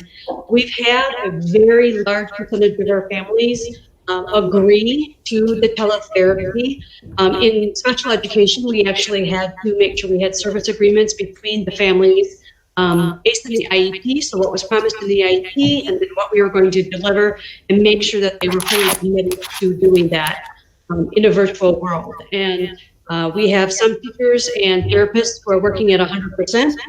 Our lowest one right now is working at 70%. So it's really awesome to hear from the parents. We've had several IEPs. I think we've had about 76 IEPs now in the last couple weeks, where the parents are reporting that what they're now doing with their child in teletherapy, they're able to take and continue on their own. It's like, yeah, remember you were talking about this sound at the dinner table, we were talking about the same thing.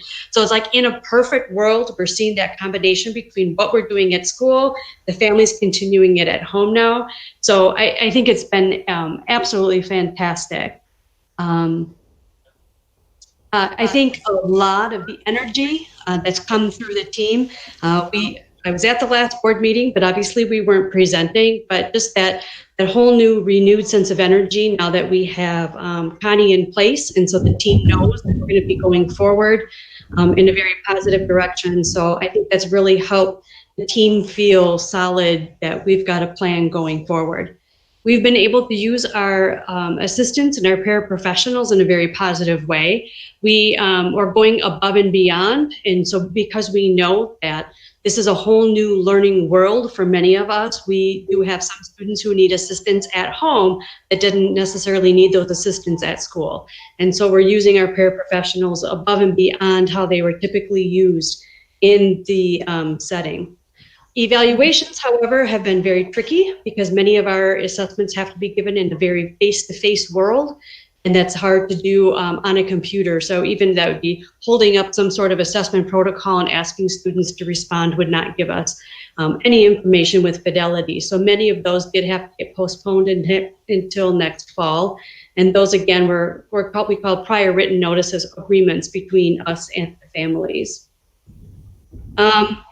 Obviously, we do have some parents who are really struggling. Some of our parents with students with the most significant disabilities are really missing that partnership. They're really missing some of the respite that we do provide to the families. And so we've had many families asking about summer programming. Please tell me you're going to have summer programming. I need a break. I need assistance. And so, we've been just letting them know what the plans are, or kind of the lack of plans right now, because we're holding tight that we have to follow federal or state guidelines on that. But we are offering our student services. And so our social workers, our guidance counselors, et cetera, they're really coming in and trying to provide the families with as many resources as we can possibly provide at this time. So I'd also like just to shout out to the tech team, how awesome they have been in helping us from everything from the virtual, the teletherapy world, all the way up to really providing a lot of the positives. Eileen put out the challenge to teachers to really post back a smile and bring the families together with the help of Nicole Paul and the entire tech team. That was a fantastic presentation they put together, and it's really keeping everyone's spirits lifted high, and it's been great. It's been crazy, but it's certainly been great. Great. Thank you, Judy. Thank you, Judy. Mm-hmm. Ryan, you there? Yeah. Hello. Hi. So in the 6-8 realm, I just really wanted to talk about the teachers for a little bit, how great of a job they've really been doing throughout all this. I think some people understand, but they're basically working right now 3 full-time jobs, with a lot of them having young children at home. Essentially, they're a full-time teacher where they need to meet 100, where they're contacting and trying to make personal connections for 100 kids at school. Then they're trying to help be a full-time mom or dad at home. And then obviously if they've got younger kids, they're helping with schoolwork at home. And they're doing a great job with just how to manage that. I don't even know how they manage it. I can't relate to that, but they somehow do that on a daily basis. So my role really through this kind of transition was kind of just to help serve them and kind of make things easier on them and do as much as I can to help them through that. I would say the transition in 6-8 to virtual learning as a whole has probably been a little bit easier, particularly with the fact that they're more proficient with Chromebooks and things like that, and they've used Google Classroom in the past a little bit. A lot of the teachers already used it. So it's just kind of now we're just kind of fully implemented to that. And so one of the challenges obviously is how are we making those personal connections? So some of the things they're doing, they're having office hours and they're meeting through like Google Meets. They're posting online videos with different things and obviously posting on message boards. And they're just trying to be as available as best as they can to kind of meet and kind of talk to those other students. Like with specialist teachers and things like that, they've kind of gotten creative too a little bit. For example, like Miss Edwards, who does music, she's doing a Google Meet and is doing voice lessons if students are able to do voice lessons. And Reed is doing some things with band where he's kind of recording, students can send in the recording and then he kind of gives feedback for that. So they're doing a really good job being creative and trying to find ways that can still meet those students' needs and kind of reach as many students as we can. And we understand too, I think as a whole admin team, this is a difficult time for parents and students. And so one of the things we're kind of focused on, Judy Marchkowski and the student services team has just done a wonderful job with kind of reaching out to parents and students. And obviously I'm kind of focused on 6-8, but one of the things is like me and Judy Richter meet every week. And teachers are kind of filling out a Google Doc on kids maybe they're not maybe able to get a hold of throughout the week. And the student service teams is kind of just reaching out and kind of making connections to see if there's anything we can help with on our end that can make this experience, which is completely new for everyone, a little bit more or less stressful and manageable. So one of the easy things we did, Erin Lockhoff came to me and she sent me an email. She's like, there's a couple of kids that are having a hard time concentrating because it's loud at home. She's like, can we buy headphones? I said, sure, let's buy headphones.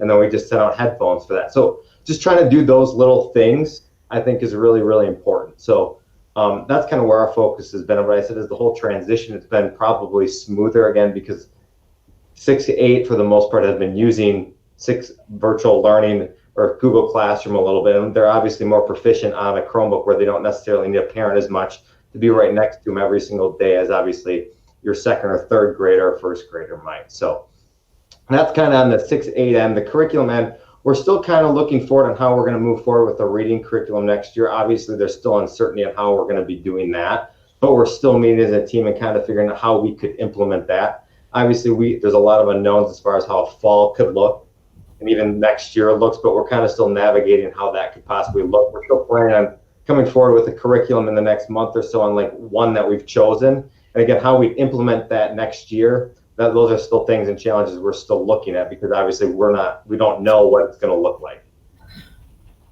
So that's really all I have. So.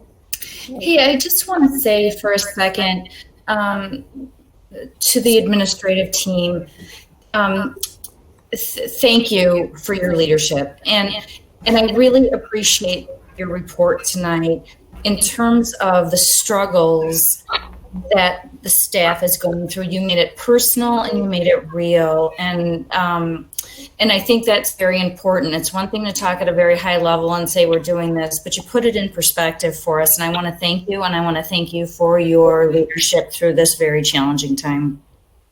Thank you. It was a great report. And I'll just add to that. I mean, I have been so lucky with the administrative team that you have here. And I was just talking with one of them today, and we talked about that night that we were all sitting in my office after they'd shut down school. And the looks on all of our faces and the rapid turn from that, to laughing a little bit and kind of rolling up the shirt sleeves and saying, how are we going to make this happen? And I could not work with a better group of people to provide leadership to this district. So I'm very appreciative and humbled by the work and support that they've done as well. That's great. That's great. Thank you. Thanks, guys.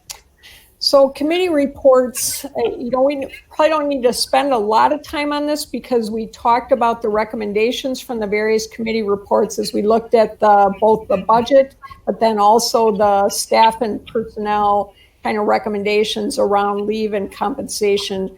Were there anything that any of the members of those committees wanted to add that we didn't talk about this evening in the various agenda items? Nope. I think they were all covered really well. Yeah, weren't they? Yes. So then, I did have actually a question as far as the committee assignments. Maybe you were talking about it. If I don't see that on the agenda specifically. right. So I did talk with Dana a little bit about that and talked about what had occurred in the past. She had shared with me that the typical kind of calendar was that during this time in between now and the May meeting, there would be kind of a request out to board members in terms of which committees they were kind of interested in serving on. And then from there, appointments would be made to the committees at that May meeting. Yep. So just send me your top two, if not your top three, and then I'll sort it out, and we can talk about it in the meeting. That'd be great. Thank you. So put our top three. Yep. Just your top three. Okay. Okay. Yep. Very good. Thank you. Don't we have to read them? We have to read these minutes, don't we, to approve them? Of the committee? Oh yeah. Yes. Yeah. How does that work, Connie? That's how we used to have to. Yeah, we used to have to read. Is that how do you do it, Connie? So, I mean, there's no requirement because the committee itself is not the board. There's not a quorum there. It does have to be posted, and the actual minutes themselves have to be available to the community, but there's no requirement for the full board to approve those under statute. But if that has been practiced, certainly that can occur. No, I I always wanted to change that Go those, ahead. but nothing else was. So I have no issue just having them available. Well, but we're making minutes available of the meeting that is represented of the board that the board hasn't approved though. No. Yeah, I see no reason, I'm sorry, I see no reason why we just can't approve the minutes as presented and that way, because that's what we've done in the past. Well, I know, but we're talking through why we should, like we're understanding why we should or shouldn't. So are you saying we should or shouldn't? What's that? I said, I'm confused then. Are you saying that we should talk about whether we should or shouldn't, or do you have a position on that? Yeah, I'm saying what we've done in the past is we've read the meeting minutes and we've approved them. And what Connie is saying that's not necessary. And so we're talking through what the pros and cons of both of those. Oh, okay. And having Yeah, Right, but as you just said, committees represent the board, and even though it's not a quorum of the board, it does represent our board, and there are community members who can be on these committees, who typically are. I see no reason why the minutes can't be read and approved, and they represent the board, but that's just my opinion. So Can I chime in? Can I chime in? Go ahead. Well, when I was on the board, what we would do, pretty much what we did tonight, we'd make the decisions of the committee known during the meeting, and then when it got to this committee meeting section, we'd say, does anybody from the committee want to comment on what happened? But I don't remember us ever really voting to accept them. Honestly. Yeah. You know what, Jack? I think you're right. And you know what? There's no action from these. There wasn't action, but that was put into action items. I get it, Connie. well, so I think one of the things I talked with Dana about a little bit is to really sometime this summer as a board kind of have a conversation around those committees and how they operate and who's on those committees, and that kind of to work kind of in a work session with the board. And I think that, new superintendent, new board members, I think that is a process that could be very helpful to just do that. But I always looked at, I guess, from my perspective, those committee minutes as kind of a report to the board in terms of what occurred in that committee, as opposed to, being representative of the board. But, again, every district handles that a little different. I'm happy to, move forward, but you will note that I don't have any recommendations for committee meetings this month. So what I would suggest is we didn't approve them in the past, we just read them. But based on tonight's meeting, we went to each of those committee meetings explicitly in what you went through. Exactly. I don't know that we normally redid that in the past, it really just goes to show that we have committee meetings as needed and all the information is brought forward. So I think we should have them available. And then just like you did, Connie, say if there's anything additional and then we'll move on. Okay, and then just a reminder of the regular school board meeting coming up Tuesday, May 26th, 2020 at 7 p.m. Do you anticipate needing to see us in between there with other decisions? I don't think so at this point. The only caution I would have is, since things change from the legislative level on a fairly regular basis, I could, ask to pull together an emergency meeting based on new information that comes out from the state. But I don't, absent something like that, I don't anticipate a need for a separate special board meeting right now. Good. And are we going to meet is that possible to meet in person on the 26th? That's hard to speculate. Yeah, I think right now, I mean, the safer at home order still continues through May, I believe. No, I thought it was May 26th. Oh, Yeah, I think the quarantine is up that day. yeah. I think I would say it would depend in my mind on what the new kind of information is and how board members feel about that. Yeah, okay. I just wanted to put it out there that it might be a potential. Yep. Sounds great. Good meeting. We got it done in 2 hours. I apologize for the lengthy meeting, but there just was a lot of stuff to get covered, and hopefully that will start to change a little bit going forward. Yeah. Thanks for everything. I move to adjourn the meeting at 8:56 p.m. Second. Steve Brown, second. Nick, I Lisa, Jack, Aye. Steve, Aye. and Dana. We approve adjourning. Thanks, guys. We'll see you in a month, if not sooner. Okay, thank you, everyone. Thank you, Dana.